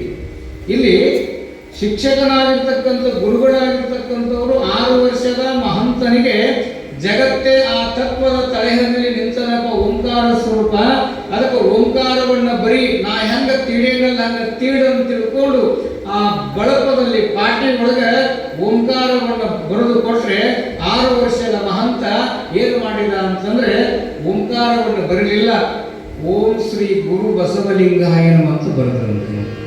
ಇನ್ನು ಶಾಲೆನೇ ಕಲ್ತಿಲ್ಲ, ಅವತ್ತ ಬಂದ. ಆ ಕಲಿಸಿದಂತ ಕಲಿಯುವಂತ ಮಕ್ಕಳು ಅಲ್ಲಿರುವಂತ ಶಿಕ್ಷಕರಿಗೆ ಗಾಬರಿ ಆಗ್ತಾರೆ. ಇವರು ಏನು ವಿಚಿತ್ರ ಮರೆಯದೆ ಇದು, ನಾನು ಓಂಕಾರವನ್ನು ಬರಲಿಕ್ಕೆ ಹೇಳಿದ್ರೆ ಗುರು ಬಸವಲಿಂಗ ಓಂ ಗುರು ಬಸವಲಿಂಗಾಯ ಅಂತ ಬರೆಯಕತ್ತೇನಲ್ಲ ಅಂತಂದಾಗ ತಂದೆಗೆ ಹೇಳಿದಂತ ಶಿಕ್ಷಕ, ನೋಡಪ್ಪ ಈತ ಬ್ರಹ್ಮಜ್ಞಾನಿ ಅದಾನ ಅಂತ ಹೇಳಿದ್ರಂತೆ. ಬ್ರಹ್ಮಜ್ಞಾನಿ ಅಂದ್ರೆ ಯಾರ್ರಿ? ಗರ್ಭದೊಳಗಿದ್ದಾಗಲೇ, ತಾಯಿಯ ಗರ್ಭದೊಳಗಿದ್ದಾಗಲೇ ಹೊರಗಿರುವಂತಹ ಬ್ರಹ್ಮಜ್ಞಾನವನ್ನ ಗರ್ಭದಲ್ಲೇ ಅಧ್ಯಯನ ಮಾಡಿ ಹೊರಗೆ ಬಂದಿರತಕ್ಕಂಥ ಶಿಶುವಿಗೆ ಬ್ರಹ್ಮಜ್ಞಾನ ಬ್ರಹ್ಮಜ್ಞಾನಿಗಳು ಅಂತ ಕರೀತಾರೆ. ಈತನಿಗೆ ಶಿಕ್ಷಣವನ್ನು ಕೊಡುವಷ್ಟು ದೊಡ್ಡವ ನಾನಲ್ಲ. ನಾನು ಓಂಕಾರವನ್ನು ಹಾಕಿದರೆ ಓಂ ಗುರು ಬಸವಲಿಂಗಾಯ ಎಂದು ಬರೆದು ತೋರ್ಸಾಕತ್ತೆ ಅನ್ನೋದ ಬಳಿಕ ಈತ ಸಾಮಾನ್ಯವಾದ ಮಕ್ಕಳಂತೆ ಲೋಕಕ್ಕೆ ಬಂದವನಲ್ಲ, ಈತ ಜಗತ್ತನ್ನ ಬೆಳಗುವ ಶಿವಯೋಗಿಯಾಗುವ ಲಕ್ಷಣಗಳಲ್ಲದೆ ಅಂತ ತಿಳ್ಕೊಂಡು ಗುರುಗಳು ಆತನ ದಿಟ್ಟತನವನ್ನು ನೋಡಿ ಏನ್ ಮಾಡ್ತಾರ ಅಂತಂದ್ರೆ ಈತನಿಗೆ ಶಿಕ್ಷಣ ಕೊಡುವಷ್ಟು ಸಾಮರ್ಥ್ಯ ನನಗಿಲ್ಲ ಅಂದಾಗ ಅವಾಗ ಮಹಂತ ಏನ್ ಮಾಡ್ತಾರ ಅಂತಂದ್ರೆ ನಾನು ಈ ಶಾಲೆಗೆ ಬರಲಿ ಅಂತ. ಯಾಕೆ ನಾವೆಲ್ಲ ಹುಟ್ಟಿ ಬಂದ ಮೇಲೆ ಕಲ್ತವರು, ಆ ಮಹಾತ್ಮರಾಗಿರ್ತಕ್ಕಂಥವ್ರು ಗರ್ಭದಲ್ಲಿದ್ದಾಗಲೇ ಜಗತ್ತಿನ ವ್ಯವಹಾರಗಳನ್ನು ಕಲಿತು ಬಂದಿದ್ನಲ್ಲ, ತಂದೆಗೆ ಹೇಳಿದಂತ ಅಪ್ಪ ನಾನು ಈ ಶಿಕ್ಷಣವನ್ನು ಒಲ್ಲೆ, ನಾನು ಲೋಕ ಸಂಚಾರವನ್ನು ಮಾಡಬೇಕನ್ನುವಂತಹ ಹಂಬಿನಲ್ಲಿದ್ದಾಗ ಅವಾಗ ಗುರುಗಳಿಗೆ ತಂದೆ ಏನು ಮಾಡ್ತಾರೆ ಅಂದ್ರೆ, ಆಯ್ತಪ್ಪ ನಿನ್ನನ್ನ ನಿಮ್ಮ ತಾಯಿಯ ಗುಡಿಯೊಳಗೆ ಕೊಟ್ಟಿರ್ತಕ್ಕಂಥ ಶಿವಯೋಗಿ ಹೇಳ್ಯಾನ, ಈಗ ನಿನಗೆ 6 ವರ್ಷ 8 ವರ್ಷಕ್ಕೆ ನೀನು ನಮ್ಮನ್ನು ಬಿಟ್ಟು ಹೋಗಿ ಅಂತ ಹೇಳ್ಯಾನ. ಅದು ಲೋಕದಿಚ್ಛೆಯಂಗೆ ನಡೀತದ. ಆದ್ರಪ್ಪ ನಿನಗೆ ಇನ್ನೂ 6 ವರ್ಷ ಅವಧಿಯಲ್ಲಿ ನಿನಗೆ ಮನೆಯ ಸಂಪ್ರದಾಯ ಪ್ರಕಾರವಾಗಿ ದೀಕ್ಷೆಯನ್ನು ಕೊಡಿಸ್ಬೇಕಾಗ್ತದೆ ಮಗನ ಅಂತ ತಿಳ್ಕೊಂಡು ಗುರುಗಳನ್ನ ಕರ್ಕೊಂಡು ಬಂದು ಮನೆಯನ್ನ ಸಾರಿಸಿ ಉತ್ತಮವಾದ ಶುಭ ಮುಹೂರ್ತದಲ್ಲಿ ಇಲ್ಲಿ ಮಹಂತನಿಗೆ ದೀಕ್ಷಾ ಅಯ್ಯಾಚಾರ ಸಂಸ್ಕಾರವನ್ನ ತಂದೆ ತಾಯಿಗಳು ಕೊಡುವಂತ ವ್ಯವಸ್ಥೆಯನ್ನು ಮಾಡುತ್ತಾರೆ. ದಯವಿಟ್ಟು ಯಾರ್ಯಾರು ಕೊಂಡಾಗ ಲಿಂಗದವು ಅಲ್ಲೇ ಕೂತ್ಕೊಂಡ್ರೆ ಕೈ ದೇವರು ಲಿಂಗ ಮಧ್ಯೆ ಜಗತ್ ಸರ್ವಂ ಅಂತ ಹೇಳ್ತಾರೆ. ಯಾಕೆ ಲಿಂಗವನ್ನು ಧರಿಸ್ಕೋಬೇಕು ಅಂತಂದ್ರೆ ಎಷ್ಟು ಭಾಗ್ಯ ಬರ್ತದೆ ಲಿಂಗ ನಾವು ಕೊಳ್ಳಾಗ ಹಾಕ್ಕೊಂಡ್ವಿ ಅಂತಂದ್ರೆ ನೆನಪಿಟ್ಕೋಬೇಕು. ಹನುಮಂತನಿಗೆ ಲಿಂಗ ದೀಕ್ಷೆ ಕೊಟ್ಟವ್ರು ಯಾರು? ಯಾರಿಗೆ ಗೊತ್ತದೆ ಹೇಳಿ? ಹನುಮಂತ ದೇವರಿಗೆ ಯಾರು ಕೊಟ್ರಿ? ವೀರಭದ್ರ ಕೊಡ್ತಾನೆ. ಹೆಂಗೆ ಕೊಡ್ತಾನೆ? ಲಿಂಗ ದೀಕ್ಷೆಯನ್ನು ಹೆಂಗೆ ತಗೋಬೇಕು ಅಂತಂದ್ರೆ, ರಾಮ, ಲಕ್ಷ್ಮಣ, ಸೀತೆ ವನವಾಸಕ್ಕೆ ಹೋದ ಸಂದರ್ಭದಲ್ಲಿ ಸೀತೆಯನ್ನು ಸುರಕ್ಷಿತವಾಗಿ ಬಿಡಿಸಿಕೊಂಡು ಬಂದವರು ಯಾರ್ರಿ? ಲಂಕಾ ಸುಟ್ಟು ರಾವಣನ ಕೊಂದು ಸೀತೆಯನ್ನು ಸುರಕ್ಷಿತವಾಗಿ ಕರ್ಕೊಂಡು ಬಂದವನು ಬಹುಭಾಗದ ಪಾತ್ರ ಯಾರಿಗೆ ಸಲ್ಲುತ್ತೇವ? ಹನುಮಂತನಿಗೆ ಸಲ್ಲುತ್ತವೆ. ನಿಮ್ಗೆ ಗೊತ್ತು, ರಾಮಾಯಣ ಗೊತ್ತಲ್ಲ? 70,000 ವಾನರ ಸಹಾಯದಿಂದ ಹನುಮಂತ ಸೀತೆಯನ್ನ ರಾಮನ ಹತ್ತಿರ ಸುರಕ್ಷಿತವಾಗಿ ಕರ್ಕೊಂಡು ಬಂದ. ಆ ಸಂಭ್ರಮಕ್ಕೆ ರಾಮ ಏನು ಮಾಡಿದ? ಸೀತೆ ಅಂದಂತ, ಅಲ್ರಿ ಇಷ್ಟು ಜನ ವಾನರರು ಸೇರಿ ನನ್ನನ್ನು ಕರ್ಕೊಂಡು ಬಂದಾಗ ನಾವೇನಾದ್ರೂ ಅವ್ರಿಗೆ ಒಂದು ಅಭಿನಂದನೆ ಕಾರ್ಯಕ್ರಮ ಇಟ್ಕೋಬೇಕಲ್ಲ, ಕೃತಜ್ಞತೆ ಇಟ್ಕೋಬೇಕಲ್ಲ, ಏನ್ ಮಾಡೋಣ ಹೇಳಂದ ರಾಮ. ಖುಷಿಯಾಗಿತ್ತು ಹೆಂಡತಿ ಬಂದಿದ್ದಕ್ಕೆ. ಏನ್ ಮಾಡೋಣ? ಏನಿಲ್ಲ, ಒಂದು ದಿನದ ಔತಣವನ್ನ ವ್ಯವಸ್ಥೆ ಮಾಡಿಬಿಡು. ಅವರು ಬಟ್ಟೆ ಕೇಳಿ, ಒಡವೆ ಕೇಳಿ, ವಜ್ರ ಕೇಳಿ, ಏನು ಕೇಳ್ತಾರೆ ಎಲ್ಲರಿಗೂ ಕೊಟ್ಟು ಬಿಡೋಣ ಅಂತಂದು ವ್ಯವಸ್ಥೆ ಮಾಡಿದ್ರು. ಒಂದಿನ ವ್ಯವಸ್ಥೆ ಮಾಡಿದ. ಎಲ್ಲರಿಗೂ ಬೇಕಾದ ತಿಂಡಿ ತಿನಿಸುಗಳು, ಬಟ್ಟೆ, ವಜ್ರ, ವೈಡೂರ್ಯಗಳನ್ನ ಇಟ್ಟ. ಎಲ್ಲರೂ ತಮ್ಗೆ ಏನೇನು ಬೇಕೆಲ್ಲ ತಗೊಂಡು ಹೋದ್ರು. ಒಬ್ಬ ಮಾತ್ರ ಬಂದಿದ್ದಿಲ್ಲ. ಯಾರವ? ಹನುಮಂತ. ಸೀತೆ ಹುಡುಕಾಡಕತ್ತಿದ್ದು ನೋಡ್ರಿ. ಸೀತೆ ಮಗಳಂತೆ ಪ್ರೇಮವನ್ನು ಮಾಡ್ತಿದ್ಲಂತೆ ಹನುಮಂತನಿಗೆ. ಸ್ವಾಮಿ, ಈ ಬಹುಭಾಗದ ಸಂತೋಷಕ್ಕೆ ಕಾರಣೀಭೂತನಾಗಿರ್ತಕ್ಕಂಥ ಹನುಮ ಇಲ್ಲದಾನ, ಅವನ ಬಂದಿಲ್ಲಲ್ಲ, ಕರಿ ಅವನಂದಾಗ ಅವನು ಗೊಡ್ಡದ ಮೇಲೆ ಕೂತಿದ್ದ. ರಾಮ ಕರೆ ಕಳಿಸಿದ. ಹನುಮಂತ ಬಂದು ನಮಸ್ಕಾರ ಮಾಡ, ಅಲ್ಲೋ ರಾಮ, ಅಲ್ಲೋ ಹನುಮ, ಎಲ್ಲರೂ ತಮಗೆ ಬೇಕಾಗಿರ್ತಕ್ಕಂಥ ತಗೊಂಡು ಹೋಗ್ಯಾರ, ನೀ ಏನು ತಗೊಂಡಿಲ್ಲಲ್ಲ, ನಿನಗೇನು ಬೇಕು ಕೇಳಂತ ತಿಳ್ಕೊಂಡು ಸೀತೆ ರಾಮರು ಆತನಿಗೆ ಪ್ರೀತಿಯಿಂದ ಕೇಳಿದಾಗ ಹನುಮಂತ ಏನು ಕೇಳ್ತಾನ ಅಂತಂದ್ರೆ, ಶ್ರೀರಾಮಚಂದ್ರ ಪ್ರಭುವೇ, ನೀವೇನಾದ್ರೂ ನನಗೆ ಸಂತೋಷವಾಗಿ ಕೊಡಬೇಕಾಗಿತ್ತು ಅಂದ್ರೆ ನಾವೊಂದು ಕೇಳ್ತೀನಿ, ಕೊಡ್ತೀರಿ ಅಂದಾಗ ಏನು ಬೇಕು ಕೇಳೋ, ಈ ಬಹುಭಾಗದ ಸಂತೋಷ ನನ್ನ ಹೆಂಡತಿಗೆ ಪ್ರೀತಿಯಿಂದ ಏನು ಕೇಳ್ತೀನಿ ನಾನು ಕೊಡ್ತೀನಿ, ಏನು ಬೇಕು ಹೇಳಿ ತಿಳ್ಕೊಂಡು ರಾಮ ಲಕ್ಷ್ಮಣ ಸೀತೆ ಹೇಳಿದಾಗ ಏನು ಕೇಳ್ತಾನ ಹನುಮಂತಂದ್ರೆ, ಯಪ್ಪ ಪ್ರಭು ಶ್ರೀರಾಮಚಂದ್ರ, ನನಗೆ ಮೋಕ್ಷವನ್ನು ಒದಗಿಸುವ ಸಾಧನವನ್ನು ಕೊಡು ಅಂತ ಹೇಳ್ತಾನೆ. ರಾಮ ನಗ ಕತ್ತಿಲ್ಲ, ಬರೇ ಮಗನೇ ಅಂದ. ಯಾರೂ ಕೇಳಿದ್ದಿಲ್ಲ ನೋಡಿದರು. ಅಸ್ಥಿರಂ ಜೀವನಾಲೋಕೆ ಅಸ್ಥಿರಂ ಧನಯೌವನಂ ಅಸ್ಥಿರಂ ಪುತ್ರದಾರಾಚ ಧರ್ಮಕೀರ್ತಿ ದ್ವಯಂ ಸ್ಥಿರಂ ಎನ್ನುವಂತೆ ಇಲ್ಲಿ ನಿನ್ನ ಬಂದ ಸ್ನೇಹಿತರೆಲ್ಲ ಅಶಾಶ್ವತವಾದ ಬಟ್ಟೆ, ಬರೆ, ಒಡವೆಗಳನ್ನು ತಗೊಂಡು ಹೊಂಟಾರ. ನೀನು ಮಾತ್ರ ಈ ಮನುಷ್ಯ ಜನ್ಮದ ಮೋಕ್ಷವನ್ನು ಕೊಡುವಂತ ಸಾಧನೆ ಕೇಳಾಕತ್ತಿ ಅಂದ ಬಳಿಕ ಸಾಧನ ಯಾವುದು ಗೊತ್ತೇನು ಹನುಮ? ಮನುಷ್ಯನಿಗೆ ಮೋಕ್ಷವನ್ನು ಕೊಡುವಂಥದ್ದು ಯಾವುದಂದ್ರೆ ಇಷ್ಟಲಿಂಗ ಅಂತ ಹೇಳ್ತಾನೆ ರಾಮ. ಅದ ಹೌದಿಲ್ಲ ನನ್ನ ಮೋಕ್ಷ ಕೊಡು. ಬಂಗಾರ ಇದ್ರೆ ಇಟ್ಕೋದಿಲ್ಲ, ವಸ್ತ್ರ ಇದ್ರೆ ಕಸುವಂತಾರ, ಹೊಸ ಸೀರೆ ಇತ್ತಂದ್ರೆ ಅಗಸ ಕಾಯ್ತಿರ್ತಾನ. ನೆನಪಿಟ್ಕೊಂಡು ಅಗಸ ಹೆಣ ಮೇಲಿನ ಅಗಸಿ ಆಸೆಗೋಸ್ಕರವಾಗಿ ನಿಂತಿರ್ತಾರಂತ. ಆಗ ನಮ್ಮ ಜೊತೆ ಬರುವುದು ಯಾವುದು? ಎಡಗೈ ಬಿಡ್ತಾರಲ್ಲ, ಯಾವುದು? ಇಷ್ಟಲಿಂಗ. ರಾಮಂದ ಯಾರು ಬಿಡಂತಾರೆ?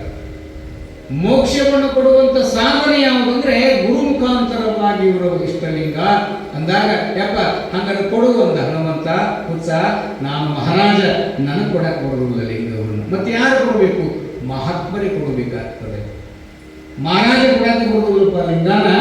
ಏನ್ ಕುಂತಾರಲ್ಲ ಷಡಸ್ಥಲ ಬ್ರಹ್ಮ ಗೌರೀಶಂಕರ ಶಿವಾಚಾರ ಮಹಾಸ್ವಾಮಿಗಳಲ್ಲ, ಅಂತ ಮಹಾತ್ಮರಿಂದ ಶಿಷ್ಯನ ಉದ್ಧಾರಕ್ಕಾಗಿ ಲಿಂಗವನ್ನು ಕೊಡಬೇಕಾಗ್ತದಪ್ಪ.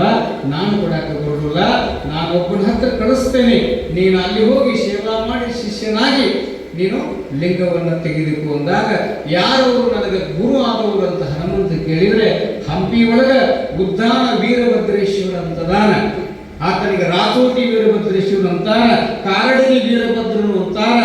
ಶಿವನ ವಂಶಸ್ಥನಾದ ವೀರಶೈವದ ಮೂಲ ಪುರುಷನಾಗಿ, ಗುಗ್ಗಳ ಪ್ರಿಯನಾಗಿ, ದಕ್ಷ ಬ್ರಹ್ಮನ ಸಂಹಾರವನ್ನಾಗಿ ಮಾಡಿ, ಆತನ ಅಹಂಕಾರ ಅನ್ನುವಂಥ ತಲೆಯನ್ನು ಕಡಿದು ಶರಣಾಗತವಾದ ಕುರಿಯ ಚೆಂಡನ್ನು ಇಟ್ಟು ಲೋಕ ಪೂಜ್ಯವಾಗಿರ್ತಕ್ಕಂಥ ವೀರಭದ್ರನಿಂದ ನಿನಗೆ ಲಿಂಗ ದೀಕ್ಷೆ ಆಗಬೇಕಾಗಿದೆ ಮಗನೇ. ಎಲ್ಲಿ ಹೋಗಬೇಕು? ಹಂಪಿ ಒಳಗ ಕೃಷ್ಣಾ ನದಿಯ ತಟಾಕದಲ್ಲಿ ಇರುವಂತ ಆ ನದಿಯಲ್ಲಿ ಸ್ನಾನ ಮಾಡು.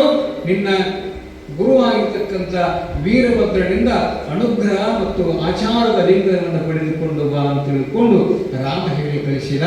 ವೀರಭದ್ರನ ಹತ್ರ ಬಂದು ನಮಸ್ಕಾರ ಮಾಡುತ್ತಾನೆ. ಯಾರು? ಹನುಮಂತ. ಯಪ್ಪ ನನಗೆ ಲಿಂಗವನ್ನು ಕೊಡ್ರಿ ಅನ್ನು.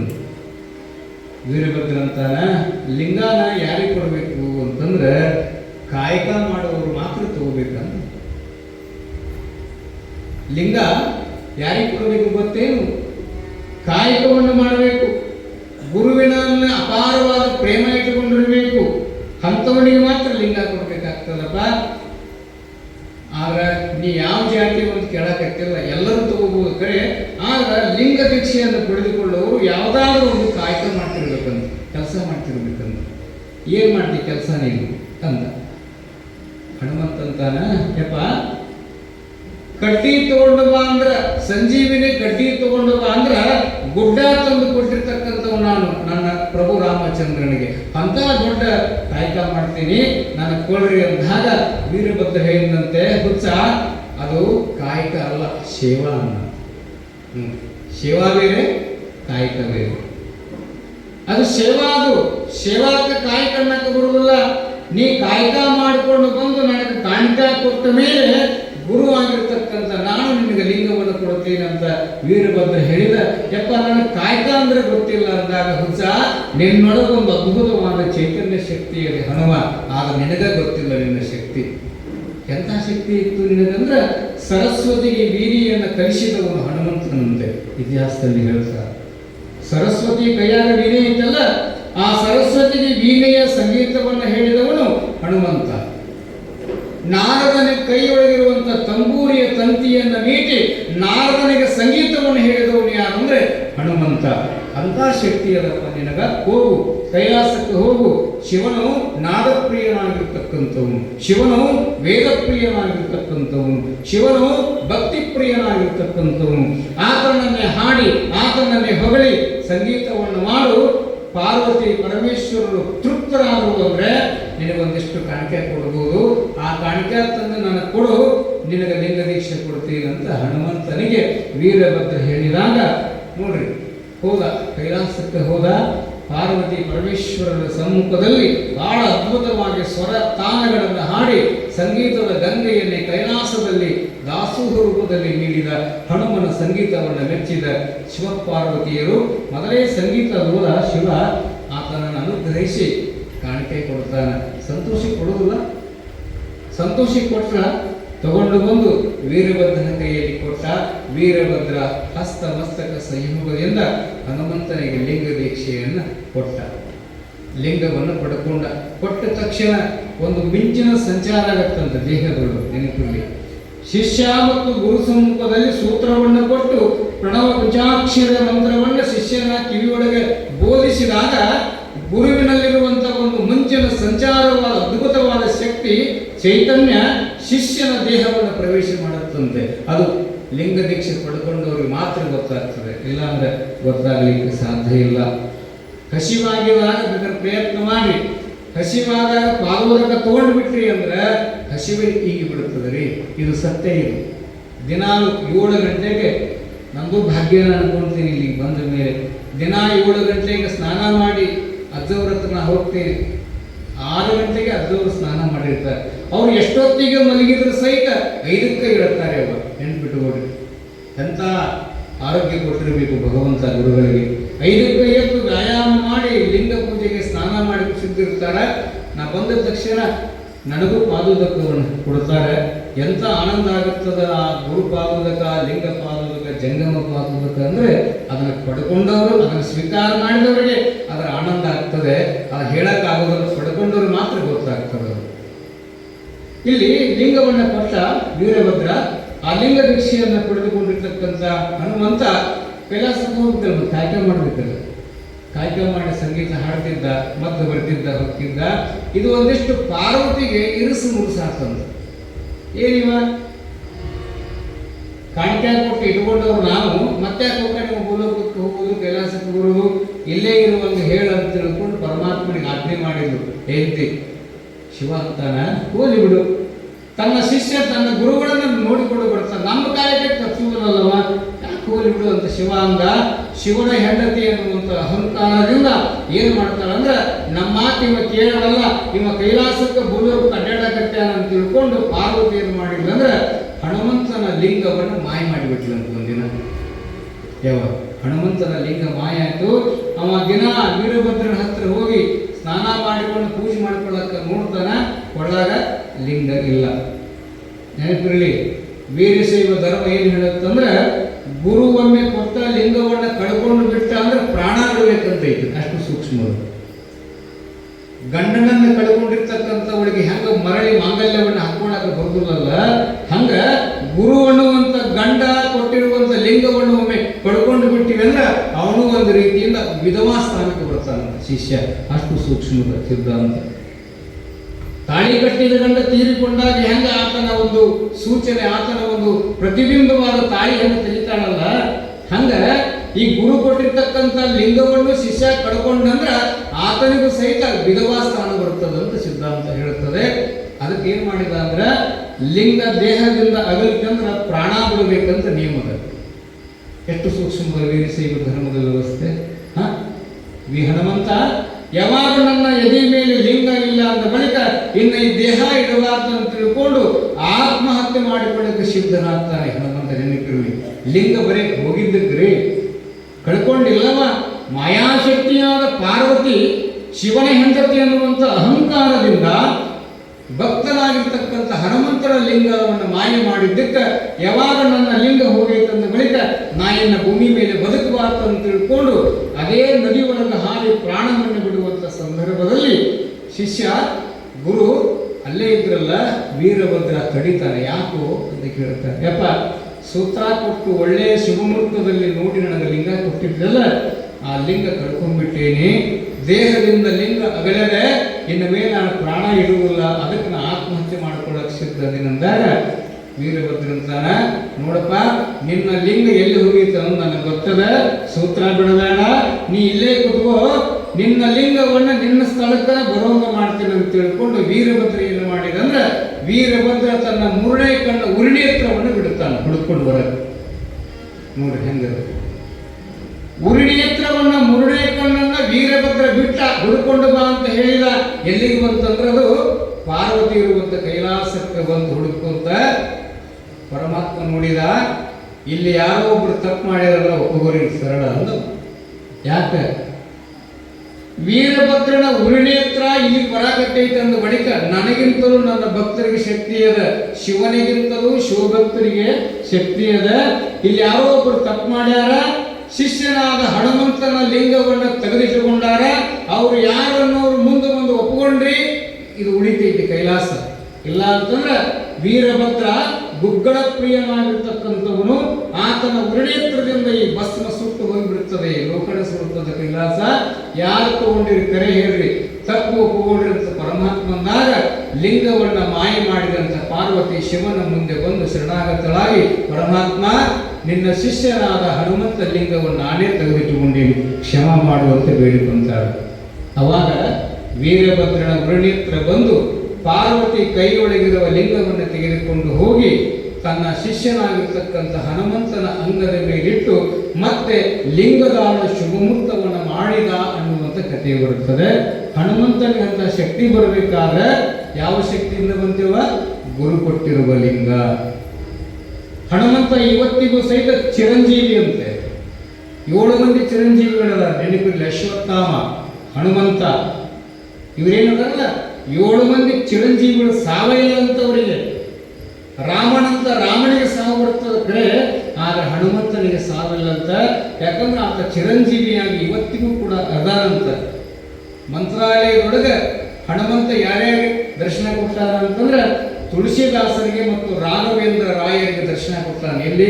ಮಂತ್ರಾಲಯಕ್ಕೆ ಹೋದವ್ರಿಗೆ ಗೊತ್ತಿರಬಹುದು. ಹನುಮಂತ ತುಳಸಿದಾಸರು ರಾಮಾಯಣವನ್ನ ಬರತಕ್ಕಂಥ ತುಳಸಿ ರಾಮಾಯಣ ಬರೋದವರು ಬರೋದಾರ, ವಾಲ್ಮೀಕಿ ರಾಮಾಯಣ ಬರೋದವರು ಬರೋದಾರ. ತುಳಸಿದಾಸನಿಗೆ ಹನುಮಂತ ದರ್ಶನ ಕೊಟ್ಟಾರ. ಅವ್ರನ್ನ ಬಿಟ್ರೆ ಮಂತ್ರಾಲಯದ ಗುರು ರಾಘವೇಂದ್ರರಿಗೆ ಹನುಮಂತ ದರ್ಶನ ಕೊಟ್ಟ ಅನ್ನೋದು ಉಲ್ಲೇಖ ಇದೆ. ಅಂದ್ರೆ ಹನುಮಂತ ಚಿರಂಜೀವಿ ಆಗಿರ್ತಕ್ಕಂಥವನು. ಅಂತ ಚಿರಂಜೀವಿ ಸ್ಥಾನ ಅವ್ರಿಗೆ ಸಿಗಬೇಕಾದ್ರೆ ಯಾರು ಬೇಕವ? ಗುರು ಬೇಕ, ಗುರು ಕೊಟ್ಟಿರುವ ಲಿಂಗ ಬೇಕ. ಹೀಗಾಗಿ ಇಲ್ಲಿ ನಮ್ಮ ಚರಿತ್ರ ನಾಯಕರಾದ ಮಹಂತನಿಗೆ ಇಲ್ಲಿ ತಂದೆಯಾಗಿರ್ತಕ್ಕಂಥ ಮಲ್ಲಿಕಾರ್ಜುನಯ್ಯ, ನೋಡಪ್ಪ ನಿನಗೆ ಲಿಂಗ ದೀಕ್ಷೆ ಆಗಬೇಕಾಗಿದೆ, ಲಿಂಗವನ್ನು ಪಡೆದುಕೋ ಅಂತ ತಿಳ್ಕೊಂಡು ಇಲ್ಲಿ ಗುರುಗಳ ಸಮ್ಮುಖದಲ್ಲಿ ಎಂದು ಶುಭವಾರದಲ್ಲಿ, ಶುಭ ತಿಥಿ, ಶುಭ ನಕ್ಷತ್ರದಲ್ಲಿ, ವೈಶಾಖ ಮಾಸದ ರಾಜಯುಗದಲ್ಲಿ ಮಗನಿಗೆ ಲಿಂಗ ದೀಕ್ಷೆಯನ್ನು ಅನುಗ್ರಹವನ್ನು ಮಾಡುತ್ತಾರೆ. ಅದಕ್ಕೆ ಮತ್ತೆ ಯಾರಾದರೂ ಲಿಂಗವನ್ನು ತಗೊಂಡಿಲ್ಲ ಅಂತಂದ್ರೆ ಗೌರಿಶಂಕರ ಶಿವಾಚಾರ್ಯ ಮಹಾಸ್ವಾಮಿಗಳು ಸದಾವಕಾಲ ಗುರುಗಳ ಹತ್ರನೇ ಇರ್ತಾರೆ. ನೀವು ಎಲ್ಲಿ ಪಟ್ಟದೇವ್ರು ಹುಡುಕೊಂಡು ಹೋಗುವಂಥ ಅವಶ್ಯಕತೆ ಇಲ್ಲ. ಯಾಕಂದ್ರೆ ಲಿಂಗ ಯಾಕೆ ತಗೋಬೇಕು ನಾವು ಅಂತಂದ್ರೆ, ನೀವಂತೀ ರಕ್ತವ್ರ ನಮ್ಗೆ ಸಮಯ ಇಲ್ರಿ, ನಮಗೆ ಬಹಳ ಒತ್ತಡ ಇದೆ ಅಂತ ತಿಳ್ಕೊಂಡು ಹೇಳ್ತೀರಲ್ಲ. ಲಿಂಗದ ನೀರು ಮೈ ಮ್ಯಾಲೆ ಬಿದ್ದರೆ ಎಷ್ಟೋ ಪಾಪ ಕಳೆದು ಹೋಗ್ತದೆ ಅಂತ ಹೇಳ್ತದೆ ಅಷ್ಟಾವರಣದಲ್ಲಿ. ಬರೀ ಲಿಂಗದ ಮ್ಯಾಲೆ ನೀರು ಬಿದ್ದರೆ ಕಟ್ಕೊಂಡ್ರೆ ಮಾತ್ರ ಲಿಂಗದ ನೀರು ಬೀಳ್ತದ, ಕಟ್ಕೊಂಡಿಲ್ಲ ಅಂದ್ರೆ ಅಂಗವೆಲ್ಲ ಭಂಗವಾಗಿ ಹೋಗ್ತದೆ ಅಂತ ಬರೀತಾರೆ. ಆದ್ದರಿಂದ ಇಲ್ಲಿ ಮಾಂಸಪಿಂಡವಾದ ಶರೀರವನ್ನು ಮಂತ್ರಪಿಂಡವನ್ನಾಗಿ ಮಾಡ್ತಕ್ಕಂಥದ್ದು ಯಾವುದಂದ್ರೆ ಇಷ್ಟಲಿಂಗ. ಇಷ್ಟಲಿಂಗವನ್ನು ಯಾರ್ಯಾರು ಕಟ್ಕೊಂಡಾರೆ ಹೇಳ್ರಿ? ಈರೀಶ್ವರಿ ಕೇತಯ್ಯ ಅಂತಿದ್ದಂತೆ ಕಲ್ಯಾಣದಲ್ಲಿ. ಅವ 60 ಆಕ ಸಾಕಿದ್ದಂತೆ. 60 ಆಕಳಿಗೆ ಲಿಂಗ ದೀಕ್ಷೆ ಮಾಡಿಸಿದ್ದಂತೆ ಗುರುಗಳ ಕರ್ಕೊಂಡ್ಬಂದು. ನೋಡಿ ಹೆಂಗಿರ್ಬೇಕು ಅವನ ಭಾವ. ಆಕಳಿಗೆ ನಾ ಹೇಳೋದು, ನೀವು ಬಸವ ಪುರಾಣ ನೋಡಿರ್ಬೇಕಾದ್ರೆ ಈರೀಶ್ವರಿ ಕೇತಯ್ಯ ಅಂತಕ್ಕಂಥವ್ರು 60 ಆಕಾಶಾಗಿ ಅವರ ಹಾಲನ್ನು ಮಾರಿ ದಾಸೋಹ ಮಾಡಿ ಗುರುಲಿಂಗ ಜಂಗಮರಿಗೆ ಸಹಾಯವನ್ನು ಮಾಡ್ತಕ್ಕಂಥ ಈರೀಶ್ವರಿ ಕೇತಯ್ಯ ತನಗಷ್ಟೇ ಲಿಂಗ ದೀಕ್ಷೆ ಅಲ್ಲ, ತನಗೆ ಹಾಲು ಕೊಡುವಂಥ ಆಕಳಿಗೂ ಸಹಿತ ಲಿಂಗ ದೀಕ್ಷೆ ಮಾಡಿಸಿದ್ದಂತೆ. ಹಿಂದೆ ನಮ್ಮ ಹಿರಿಯರು ಹೊಲಗಳಲ್ಲಿ ಲಿಂಗ ಮುದ್ರೆ ಕಲ್ಲು ಹಾಕ್ತಿದ್ರು, ನೋಡಿದ್ರಿ? ಯಾಕೆ ಲಿಂಗ ಮುದ್ರೆ ಕಲ್ಲು ಹಾಕ್ತಿದ್ರು? ಲಿಂಗ ಮುದ್ರೆ ಕಲ್ಲು ಹಾಕಿ ಅದರಾಗ ಬಿತ್ತಿದ ಜೋಳವನ್ನ ಊಟ ಮಾಡಿದ್ರೆ ಪ್ರಸಾದ ಆಗ್ತದೆ ಅನ್ನುವಂಥ ದೂರದೃಷ್ಟಿಯಿಂದ ನಮ್ಮ ಪೂರ್ವಜರು ಹೊಲಗಳ 4 ದಿಕ್ಕಿಗೆ ಲಿಂಗ ಮುದ್ರೆಯನ್ನು ಹಾಕ್ತಿದ್ರು. ಈಗ ಅವೆಲ್ಲ ಹೋಗ್ಬಿಟ್ಟದ, ಹೋಗಿರಲಿಲ್ಲ. ಇಲ್ಲಿ ಆಕಳಿಗೆ ಲಿಂಗ ದೀಕ್ಷೆ ಕೊಡಿಸಿದ್ದ, ದಿನಾಲು ಮೈ ತೊಳೆದಿದ್ದ, ಭಸ್ಮ ಹಚ್ತಿದ್ದ, ಅವಾಗ ಹಾಲು, ಅವಾಗ ಮೇವು ತಿಂದಿದ್ದು ಅಂತ ನೋಡಿ ಹೆಂಗೆ ಸಂಸ್ಕಾರ ಕೊಡಲ್ಪಟ್ಟಿದ್ವು. ಸಂಸ್ಕಾರವಿಲ್ಲದ ಜೀವನ ಪರಿಮಳವಿಲ್ಲದ ಹೂವಿನಂತೆ ಅಂತ ಬರೀತಾರೆ. 60 ಆಕಳನ್ನು ನೇಮ ಮಾಡ್ತಿದ್ವು ಅಂತ ನೋಡ್ರು. ದಿನಾಲು ಜಾಗ ಮಾಡಿಸೋರು, ವಿಭೂತಿ ಹಚ್ಚೋದು ಆಕಳಿಗೆ, ಲಿಂಗ ಕಟ್ಟಿದ ಮೇಲೆ ಮೇವು ತಿಂತಿದ್ವು, ನೀರು ಕುಡ್ತಿದ್ವು, ಹಾಲನ್ನು ಕೊಡ್ತಿದ್ವು. ಇಷ್ಟೋ ದಿನಗಳಿಂದ ನಡೀತು. ಊರಾಗ ಆಗದವ್ರು ಏನು ಮಾಡಿದ್ರಂದ್ರೆ, ಶರಣರನ್ನ ಕಾಡ್ತಾರಲ್ಲ ಭೂಮಿ ಮೇಲೆ, ಏನು ಮಾಡಿದ ಅಂತಂದ್ರೆ ಊರಣ್ಣವರು ಒಂದಿಷ್ಟು ಮಂದಿ ಧರ್ಮದ್ರೋಹಿಗಳಾಗಿರ್ತಕ್ಕಂಥವ್ರು, ಧರ್ಮದಿಂದ ದೂರ ಸರದ ಮಂದಿ ಇರ್ತಲ್ಲ, ಅವ್ರೇನು ಮಾಡಿದ್ರಂತ, ಈರೀಶ್ವರಿ ಕೇತೆಯಿಂದ ಭಾಳ ಆಗೈತೆ ಅಂತ ತಿಳ್ಕೊಂಡು ಕಳ್ಳರಿಗೆ ಹೇಳಿದ್ರಂತ. ನೋಡ್ರಿ, ಕಳ್ಳರಿಗೆ ಹೇಳಿ ಆ 60 ಆಕಳ ರಾತ್ರಿ ಕರ್ಕೊಂಡು ಹೋಗ್ಬಿಡ್ತಾರೆ ಅವರು ಕಳ್ಳರು. ಇವಾಗ ಮುಂಜಾನೆ ಎದ್ದು ಬಂದು ಹಿತ್ತಲ್ದಾಗ ಆಕಳ ಮಕ ನೋಡ್ಬೇಕು, ಆಕಳ ಮಕ ನೋಡ್ಬೇಕಂತ ಮುಂಜಾನೆ ಎದ್ದು. ಆಕಳ ಅಂದ್ರೇನು, ಆ ಕಳನೇ ಬೇರೆ ಅಂತ. ಹೊಡೆದಾಗ ಒಂದು ಆಕಳ ಇತ್ತು, ಅಜ್ಜವರು ಭಾಳ ಮುದ್ದಾಗಿ ಸಾಕಿದ್ರು ಅದನ್ನು. ಈಗೂ ಅದಾವ ಆಕಳದವು. ಆಕಳ ಮುಂಜಾನೆ ಎದ್ದು ನೋಡ್ಬೇಕು, ನೋಡಕ್ಕೆ ಕೊಡ್ತಿದ್ದವ ಕಲ ತೆಗೆದು ನೋಡ್ತಾನೆ, ಹಿತ್ತಲು ಬಾಕ್ಲ ಒಂದೊಂದು ಆಕಳ ಇಲ್ಲ, ಎಲ್ಲರೂ ಕಳ್ಳ ತಗೊಂಡು ಬಿಟ್ಟಿದ್ರು. ಹೋಗಿ ಅವ್ರು ದುಃಖ ಮಾಡ್ಕೊಳ್ಳಿಲ್ಲ, ಮತ್ತು ಸುಮ್ಮನಾದ. ಇವ್ರು ಕಳ್ಳರು ಏನು ಮಾಡಿದ್ರು ಅಂದ್ರೆ ಆಕಳ ತಗೊಂಡೋಗಿ ಗುಡ್ಡದ ಮೇಲೆ ಕಟ್ಟಿಬಿಟ್ಟಿದ್ರು. ಒಂದಿನ ಹೋತು, 2 ದಿನ ಹೋತು, 3 ದಿನ ಹೋತು. ಮೇವು ಹಾಕಿದ್ರು, ತಿನ್ನಲಿಲ್ಲ. ನೀರಿಟ್ಟರು, ಕುಡಿಲಿಲ್ಲ. ಅವು ಅಷ್ಟೇ ಅಲ್ಲ, ಆ ಕರಗಳು ಸಹಿತ ಮಲಿ ಕುಡಿಲಿಲ್ಲ ಅಂತ ನೋಡ್ರಿ, ಎಂಥ ಸಂಸ್ಕಾರಗಳು ಕೊಟ್ಟಿದ್ರು. ಅವಾಗ ಅವ್ರು ವಿಚಾರ ಮಾಡ್ತಾರೆ, ಕಳ್ಳರು ಊರನ್ನವ್ರ ಮಾತು ಕೇಳಿ ತಪ್ಪು ಮಾಡೇವಿ, ಶರಣ ಕೇತಯ್ಯನವ್ರು ಆಕಳ ತಗೊಂಡು ಒಂದು ತಪ್ಪು ಮಾಡಿದ್ವಿ, ಇವತ್ತಿಗೆ ಬರಪ್ಪಡಿ 1 ವಾರ ಆಯ್ತು, 1 ಆಕಳ ನೀರು ಕುಡಿವಲ್ತು, 1 ಕರ ಹುಲ್ಲು ಕಚ್ಚವಲ್ತು. ಹಿಂಗ ನಾವು ಬಿಟ್ಟಿವಿ ಅಂದ್ರೆ 60 ಆಕಳ 20 ಕರ ಅದಾವ, ಇವು ಸತ್ತು ಅಂದ್ರೆ ಮಹಾಪಾಪ ಬರ್ತದ. 1 ಗೋ ಹತ್ಯೆಯನ್ನು ಮಾಡಿದ್ರೆ ಎಷ್ಟೋ ಪಾಪ ಬರುತ್ತೆ ಅಂತ ಶಾಸ್ತ್ರ ಹೇಳ್ತೈತಿ. ಇಲ್ಲಿ 70 ಆಕಳ ಅದಾವ, ಇವು ಸತ್ತು ಅಂದ್ರೆ ನಮ್ಮ ವಂಶಕ್ಕೆ ಪಾಪ ಬರ್ತೈತಪ್ಪ. ನಾವು ಊರಣ್ಣವ್ರ ಮಾತು ತಪ್ಪು ಕೇಳಿ ಕದ್ಕೊಂಡ್ ಬಂದು ಎಲ್ಲಿದ್ದು ಅದು ಬಿಟ್ಟು ಬರೋ ನಂತರ ರಾತ್ರಿ ತಂದು ಕೇತಯ್ಯನವ್ರು ಹಿತ್ತಲ್ದಾಗ ಕಟ್ಟಿ ಹೋಗ್ಬಿಡ್ತಾರೆ. ಯಾರು? ಕಳ್ಳರು. ಇವು ಮುಂಜಾನೆ ಕಲ ತೆಗೆದು ನೋಡ್ತಾನ. ನೋಡ್ರಿ, ಅವನು ನೋಡಿದ ತಕ್ಷಣ ಅಂಬಾ ಅಂತ ಕೂಗಿರುವಂತ. ಇದು 12ನೇ ಶತಮಾನದ ಸುದ್ದಿ ಹೇಳಕತ್ತೀನಿ. ಈ ಸದ್ಯ ಅಜ್ಜವರು ಇಲ್ಲಿ ಕುತ್ಕೊಂಡು ಅಂಬಾ ಅಂತ ತಿಳ್ಕೊಂಡು ಒಂದು ಸಾರಿ ಕೂಗಿದ್ರು ಅಂದ್ರೆ ಅಲ್ಲಿರುವಂಥ ಗೋವುಗಳೆಲ್ಲ ಹೊಳ್ಳೆ ಅಂಬಾ ಅಂತ ಕೂಗುತ್ತವೆ. ಈ ಸದ್ಯ ಪ್ರಸ್ತುತ ಆಗ್ತದ. ಇದು ನೀವು ನೋಡಿರಲಿಲ್ಲ, ಕೇಳಿದ್ರಿ. ಅಜ್ಜ ಮೇವು ಹಾಕುವರಲ್ಲ ಅವರು, ಅಜ್ಜವ್ರಿಗೆ ನೀರು ಕುಡಿಸೋರು ಅಲ್ಲ. ಒಂದಿನ ನನಗೆ ಹೋಗಿಲ್ಲ ಕರೆ, ಆದರೂ ಸಹಿತ ಬಾಯಿಲ್ಲದಂಥ ಹಸುಗಳು ಇಲ್ಲಿ ಒಬ್ಬ ಮಹಾತ್ಮನಿದ್ದಾನೆ, ಈ ಜಗವನ್ನ ಪಾವನ ಮಾಡಕತ್ಯಾನ, ಇವನ ಸುತ್ತಲಿರ್ತಕ್ಕಂಥ ಭಕ್ತರೆಲ್ಲ ಬವಿಗಳಿಂದ ಮುಕ್ತಿ ಹೊಂದಾಕತ್ತಾರಂತ ಆಕಳಿಗೆ ಗೊತ್ತಾಗಕತ್ತೈತಿ. ನಮ್ಮ ಜನಗಳಿಗೆ ಅವ್ರ ಬಗ್ಗೆ ಇನ್ನೂ ಗೊತ್ತಾಗಿಲ್ಲ ಅಂದ್ರೆ ಇದು ದುರಾದೃಷ್ಟ ಅಲ್ಲದೆ ಮತ್ತೇನು, ಜನಗಳ ದುರಾದೃಷ್ಟ ಇದು. ನಾನು ನೋಡಿದ್ದೆ ನಿನ್ನೆ, ಅಲ್ಲಿ ಸಿಂಗ ಹಾಕತ್ತಿದ್ರು ಅಪ್ಪವ್ರು, ಅಲ್ಲಿ ಕುಂತಿದ್ವಿ ನಾವು ಗವಾಯಿಗಳು.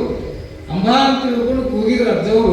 1 ಸಾರಿ ಕೂಗಿ ಬಿಟ್ರೆ ಅಲ್ಲಿ ಆಕಳ ಎಷ್ಟು ಅದಾವಲ್ಲ ಅವೆಲ್ಲವೂ ಪ್ರತಿವಾಗಿ ಅಂಬಾ ಅಂತ ತಿಳ್ಕೊಂಡು ಕೂಗಿದ್ರು. ಅಂದ್ರೆ ಇಲ್ಲೊಬ್ಬ ತಂದೆ ಇದ್ದಾನೆ ನಮ್ಮನ್ನ ರಕ್ಷಣೆ ಮಾಡಕ್ಕಂತ. ಪಶುಗಳಿಗೆ ಗೊತ್ತದ, ಮನುಷ್ಯನಿಗೆ ಯಾವಾಗ ಗೊತ್ತಾಗ್ತದೋ ಕಾಲ ಗೊತ್ತಾಗ್ತಾ ಇಲ್ಲ. ಯಾಕ? ಅಹಂಕಾರ, ಅಧಿಕಾರ,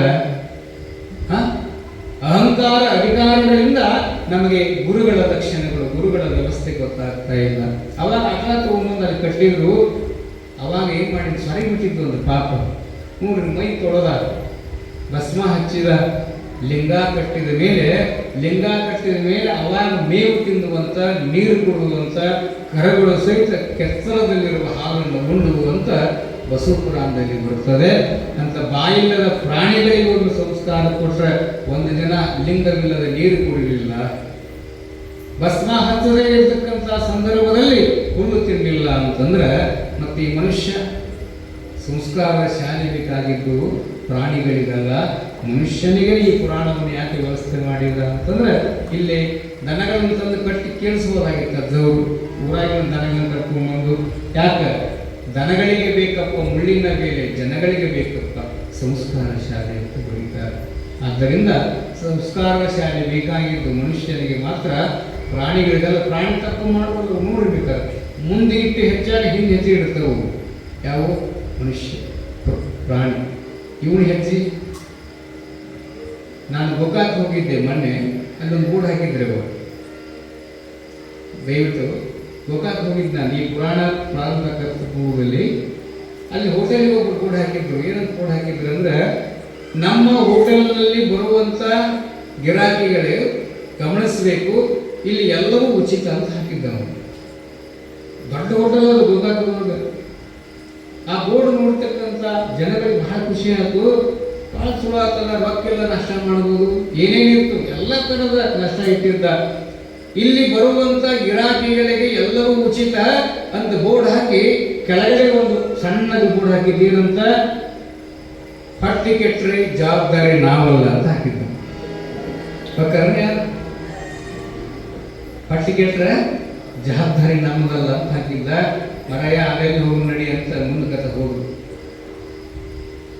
ಅಲ್ಲೊಬ್ಬವ ಡಾಕ್ಟ್ರು ಒಂದು ಕೂಡ ಹಾಕಿದ್ನಂತ. ಏನಂತ, ಇಲ್ಲಿ ಬರುವಂಥ ರೋಗಿಗಳಿಗೆ ಉಚಿತ ಚಿಕಿತ್ಸೆ, ಎಷ್ಟೇ ದೊಡ್ಡ ಪ್ರಮಾಣದ ರೋಗ ಇದ್ರೂ ಸಹಿತ ಉಚಿತವಾದ ಚಿಕಿತ್ಸೆ ಕೊಡುತ್ತೇವೆ ಅಂತ ಬೋರ್ಡ್ ಹಾಕಿದ್ದ.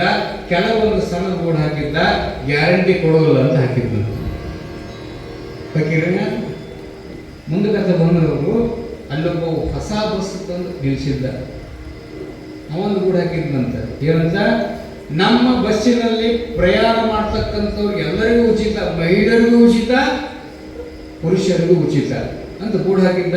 ಕೆಳಗೊಂದು ಬೋರ್ಡ್ ಹಾಕಿದ್ದಂತ. ಏನಂತ, ಅರ್ಧ ತಾಸಿಗೊಮ್ಮೆ ಬ್ರೇಕ್ ಫೇಲ್ ಆಗುತ್ತೆ, ನಾವು ಜವಾಬ್ದಾರಿ ಅಂತ ಹಾಕಿದ್ರು. ಹಾಕಿರಿ ಹೋಟೆಲ್ನಲ್ಲಿ ಜವಾಬ್ದಾರಿ ಹೊಟ್ಟಿಗೆಟ್ರೆ ನಾವಲ್ಲ ಅಂತ ಹಾಕಿದ್ದ ಯಾರೂ ಹಾಕಿ ಹೋಗುದಿಲ್ಲ. ದವಾಖಾನೆ ಒಳಗೆ ನಾವು ಜವಾಬ್ದಾರ ಅಂತ ಡಾಕ್ಟರ್ ಹಾಕಿದ್ರೆ ಹೇಗೆ ರೋಗಿಗಳು ಹೋಗುದಿಲ್ಲ. ಬಸ್ಸಿನಲ್ಲಿರ್ತಕ್ಕಂಥ ಬಸ್ಸಿನ ಬ್ರೇಕ್ ಫೇಲ್ ಆಗಿರ್ತಂತ ಬೋರ್ಡ್ ಹಾಕಿದ್ರೆ ಯಾರು ಅದರ ಹತ್ತಕ್ಕೆ ಹೆಂಗೆ ಪ್ರಯತ್ನ ಮಾಡೋದಿಲ್ಲ. ಅದರ ನೆನಪಿರಲಿ, ಸರಾಯಿ ಬಾಟ್ಲಿ ಮೇಲೆ ಸರಾಯಿ ಆರೋಗ್ಯಕ್ಕೆ ಹಾನಿಕರ ಅಂತ ಬರೆದ್ರು ಸಹಿತ ನಮ್ಮ ಜನಗಳನ್ನು ಹೊಟ್ಟೆಗೆ ಹಾಕೊಳ್ಳೋಕ್ಕಾಗಲ್ಲ. ಯಾಕೆ ಅಂತ ಕೇಳ್ತಾರೆ. ಹಾಕೊಳ್ಳೋಕೆ ನಿಮ್ಮ ಸುದ್ದಿ ಹೇಳಕತ್ತಿಲ್ಲ, ನಾನು ಯಾವ ಹಾಕೊಳ್ಳೋದು ಸುದ್ದಿ ಹೇಳಕತ್ತೀನಿ.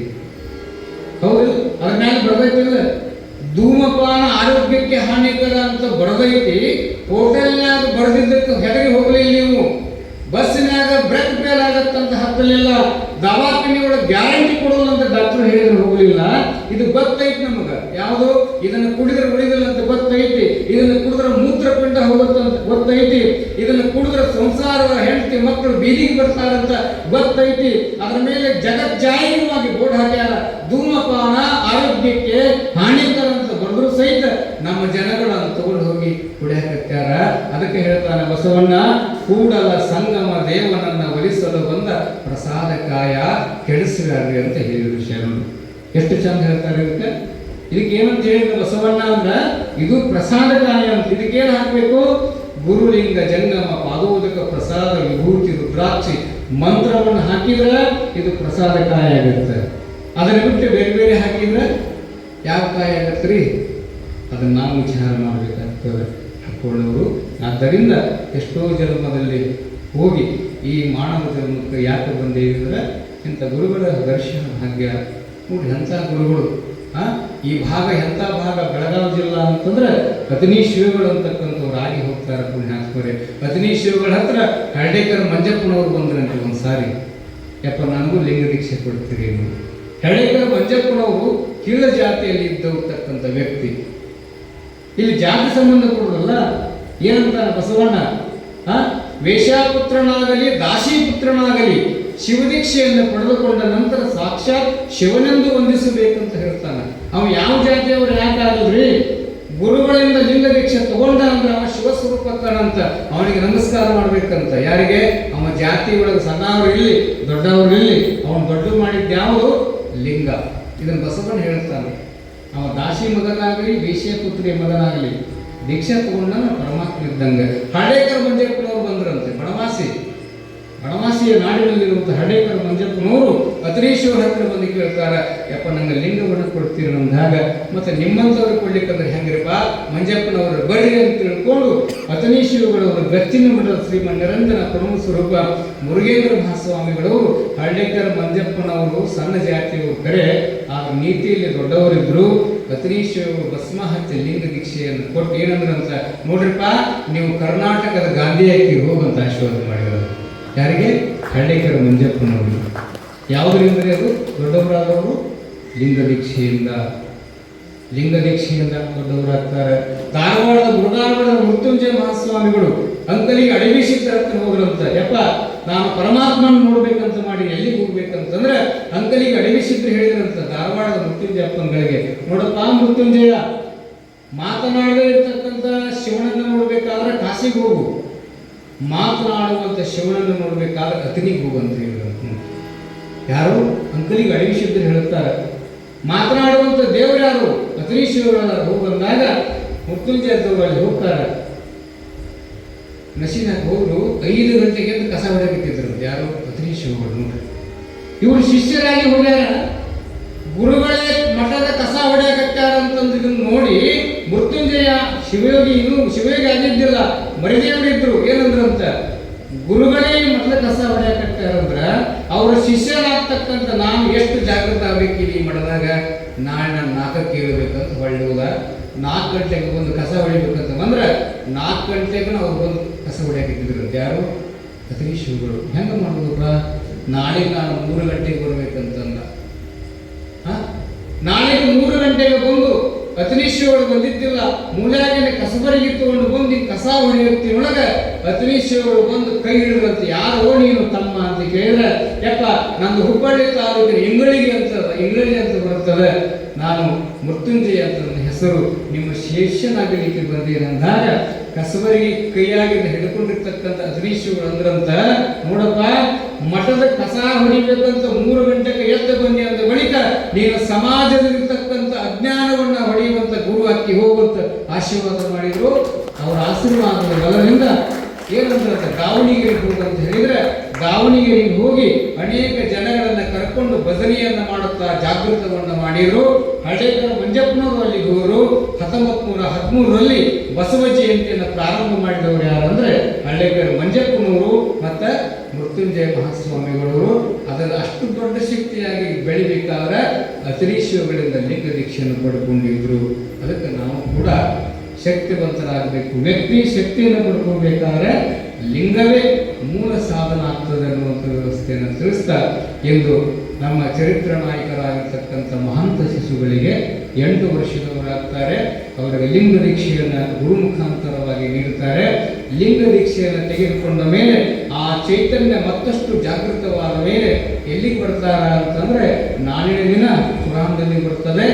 ಲಿಂಗನಾಯಕನಹಳ್ಳಿಯ ಚನ್ನವೀರ ಮಹಾಸ್ವಾಮಿಗಳು ಅಂತಕ್ಕಂಥವರು ಆಶ್ರಮವನ್ನು ಕಟ್ಟಿಕೊಂಡು ಅನೇಕ ಪ್ರಶಿಷ್ಯರನ್ನು ತಯಾರು ಮಾಡಿ ಲಿಂಗ ಪೂಜೆಯ ಲೋಲರಾಗಿರುವಂಥ ಲಿಂಗನಾಯಕನಹಳ್ಳಿಗೆ ನಾಳೆಗೆ ನಮ್ಮ ಮಹಂತ ಶಿಶು ಲೋಕವನ್ನು ಬೆಳಗಲಿಕ್ಕೆ ಗುರುಗಳನ್ನು ಹುಡುಕಿಕೊಂಡು ನಾಳೆಗೆ ಬರ್ತಾರೆ ಅನ್ನುವಂಥ ಪ್ರಸಂಗ ನಾಳಿನ ಪುರಾಣದಲ್ಲಿ ಬರ್ತದೆ ಅನ್ನುವಂಥ ಮಾತನ್ನು ಮತ್ತೊಮ್ಮೆ ತಮಗೆಲ್ಲ ತಿಳಿಸ್ತಾ ಅಂಥ ಪುಣ್ಯ ಪ್ರಸಂಗವನ್ನು ನಿಮಗೆಲ್ಲರೂ ಒದಗಿಸಿಕೊಟ್ಟವರು ಯಾರು ಅಂದರೆ ಮೌನ ಮಲ್ಲಿಕಾರ್ಜುನ ಶಿವೇಗೇಶ್ವರರು.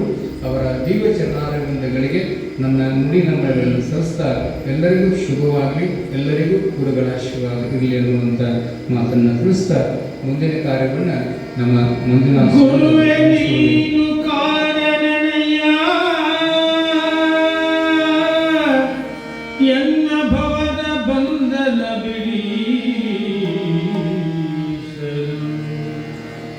ಗುರುವೆ ನೀನು ಕಾರಣನಯ್ಯ, ಮೌಸಪಿಂಡ ಹೋಗಿ ಮಂತ್ರಪಿಂಡವಾಗಲು,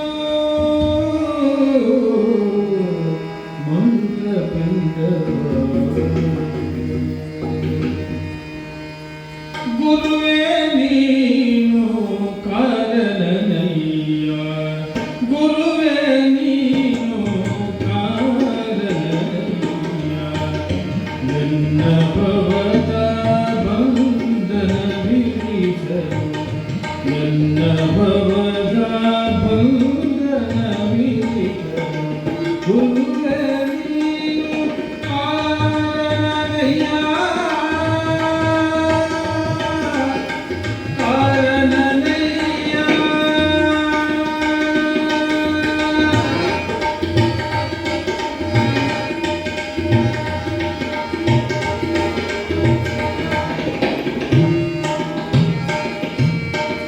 ಗುರುವೆ ನೀನು ಕಾರಣನಯ್ಯ, ಗುರುವೆ ನೀನು ಕಾರಣನಯ್ಯ, ಅಗ್ಗಗುಣ ಹೋಗಿ ಲಿಂಗಗುಣ ಬರಲು, ಗುರುವೆ ನೀನು ಕಾರಣನಯ್ಯ, ಗುರುವೆ ನೀನು ಕಾರಣನಯ್ಯ, ಕಾಯ ಭಾವ ಹೋಗಿ ಕಾಯಕ ಬರ, ಕಾಯ ಭಾವ ಹೋಗಿ ಕಾಯಕ ಬರ, ಗುರುವೆ ನೀನು ಕಾರಣನಯ್ಯ.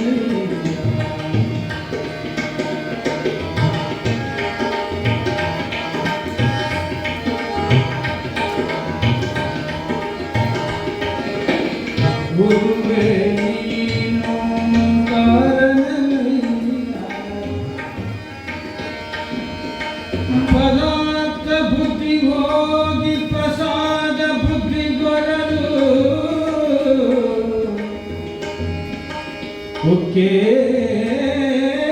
ವಿಷ ನೀನೆ ಕಾರಣನಯ್ಯ ಅಜ್ಞಾನ ಹೋಗಿ ಸುಜ್ಞಾನ ಬರು ಅಜ್ಞಾನ ಹೋಗಿ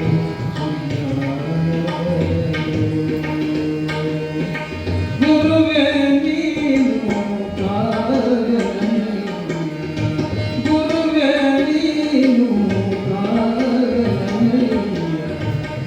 ಎಲ್ಲ ಭವದ ಬಂಧನ ಬಿಡಿಸಲು ಎಲ್ಲ ಭವದ ಬಂಧನ ಬಿಡಿಸಲು ಗುರುವೇ ನೀನು ಗುರುವೇ ನೀನು ಗುರುವೇ ನೀನು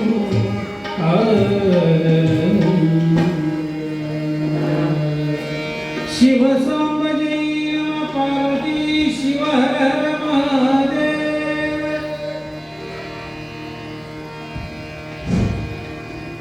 ಇಲ್ಲಿಯವರೆಗೆ ನಮ್ಮನೆಲ್ಲರಿಗೆ ಪುರಾಣ ಪ್ರವಚನದ ಸುದ್ದಿಯನ್ನು ಅನುಭವಿಸಿರ್ತಕ್ಕಂತಹ ಪೂಜ್ಯ ಶ್ರೀ ವಿನಯ ಶಾಸ್ತ್ರೀಜಿಯವರಲ್ಲಿ ಅನಂತ ಕೃತಜ್ಞತಾಪೂರ್ವಕ ಶರಣಾರ್ಥಿಗಳನ್ನು ಸಲ್ಲಿಸ್ತಾ ಗವಾಯಿಗಳಲ್ಲಿ ಕೂಡ ಶರಣಾರ್ಥಿಗಳನ್ನು ಸಲ್ಲಿಸ್ತಾ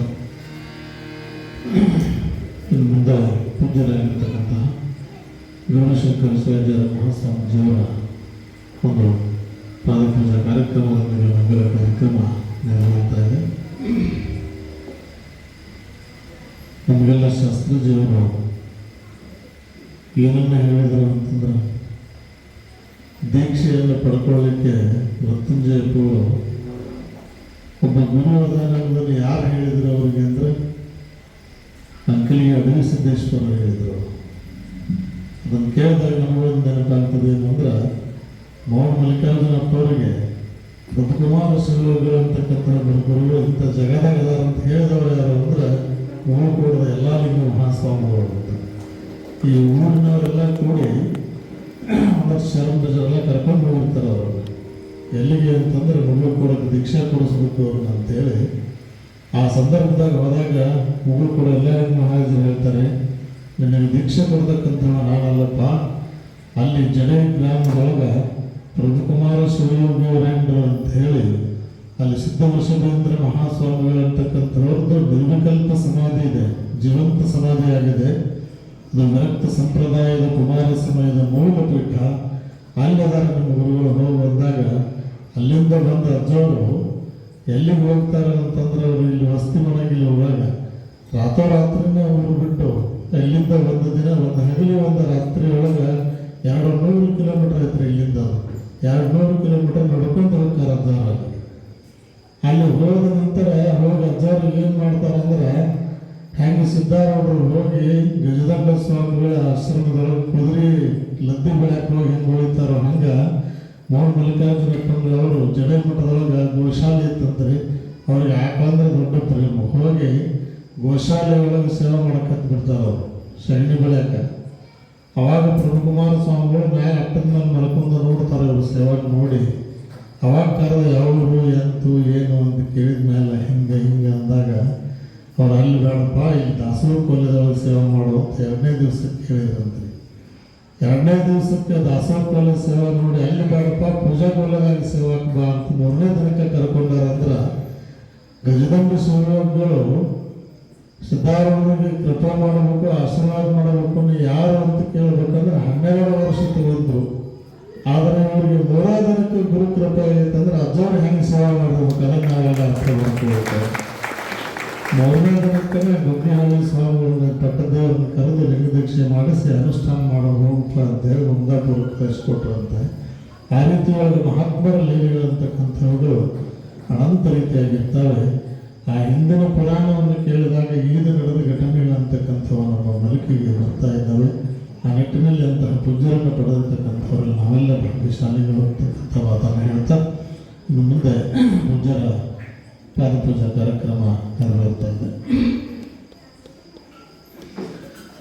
ನನ್ನ ರಕ್ಷಿಸು ಬಂದ ಚನ್ನ ಶ್ರೀ ಗುರುಪಾದ ಮುನ್ನೊಂದು ಜನ್ಮದಳು ಪಡೆದ ಪಾದ ಹರಿನೇತ್ರ ಕಮಲವನ್ನು ಧರಿಸಿದ ಪಾದ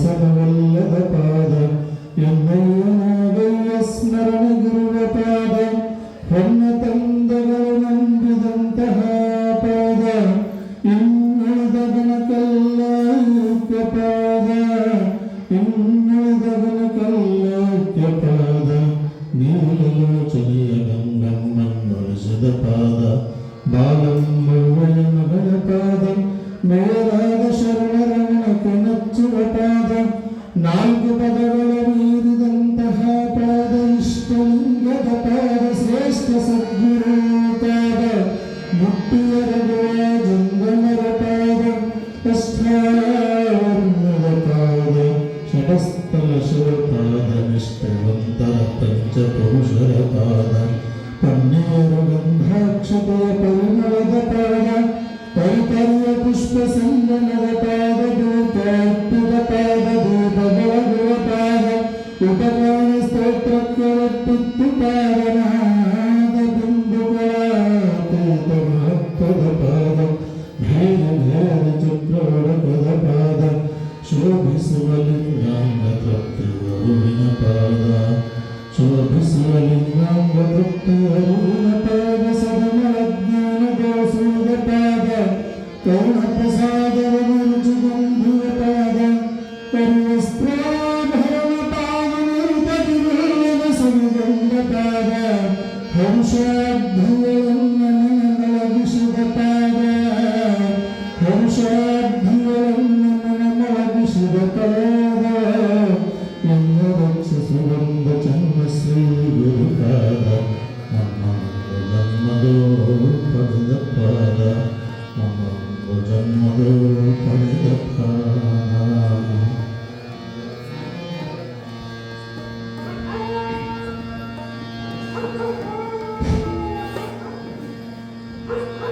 ಜಯ ಜಯ ಮಂಗಲ ಮೂರ್ತಿಗಾರತಿ ಎತ್ತಲಿ ಬೇಕಮ್ಮ ಶಕ್ತಿಯ ದೇಕಿರಬೇಕಮ್ಮ ನಯನದ ಜ್ಯೋತಿಯ ಯಾಕಮ್ಮ ಜಯ ನಮ್ಮ ಪಾರ್ವತಿ ಪತಿಯರಯ್ಯನು ತಲೆ ಚಪ್ಪಳೆ ಆಗಮ್ಮ ಜಯ ನಮ್ಮ ಪಾರ್ವತಿ ಪತಿಯರಯ್ಯನು ತಲೆ ಚಪ್ಪಳೆ ಆಗಮ್ಮ ಜಯ ನಮ್ಮ ಪಾರ್ವತಿ ಜಯ ನಮ್ಮ ಜಯ ನಮ್ಮ ಪಾರ್ವತಿ ಪತಿಯರಯ್ಯನು ತಲೆ ಚಪ್ಪಳೆ ಆಗಮ್ಮ ಜಯ ಜಯ ಮಂಗಲ ಮೂರ್ತಿ ಆರತಿ ಅತ್ತನೆ ಬೇಕಮ್ಮ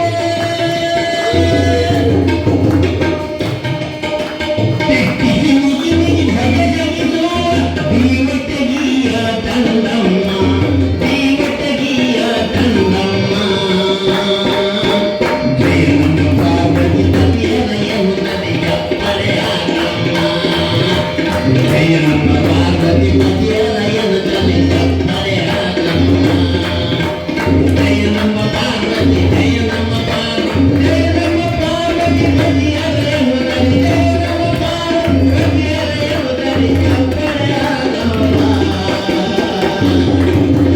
ದೇವಿಯ ಮಂಗಲ ಮೂರ್ತಿಯಾರತಿ ಕತ್ತಲಿದೆ ನಮ್ಮ ದೇವಿಯ ಮಂಗಲ ಮೂರ್ತಿಯಾರತಿ ಕತ್ತಲಿದೆ ಕಸುಪುರುಷ ಅಜಮಿದ ವಿಚಿತ್ರ ಕಂಬಿ ಮಾತಬೇಕಾದಮ್ಮ ಅಕ್ರಾಳ ವಿಕ್ರಾಳ ಕೂಟಮ್ಮ ಅಕ್ರಾಳ ವಿಕ್ರಾಳ ಕೂಟಮ್ಮ ಗುರು ಬಂಗಾಳಿ ಆಟಮ್ಮ ಅಕ್ರಾಳ ವಿಕ್ರಾಳ ಕೂಟಮ್ಮ ಗುರು ಬಂಗಾಳಿ ಆಟಮ್ಮ ಪಸಮಾಂತನ ಕಾಣಗಳು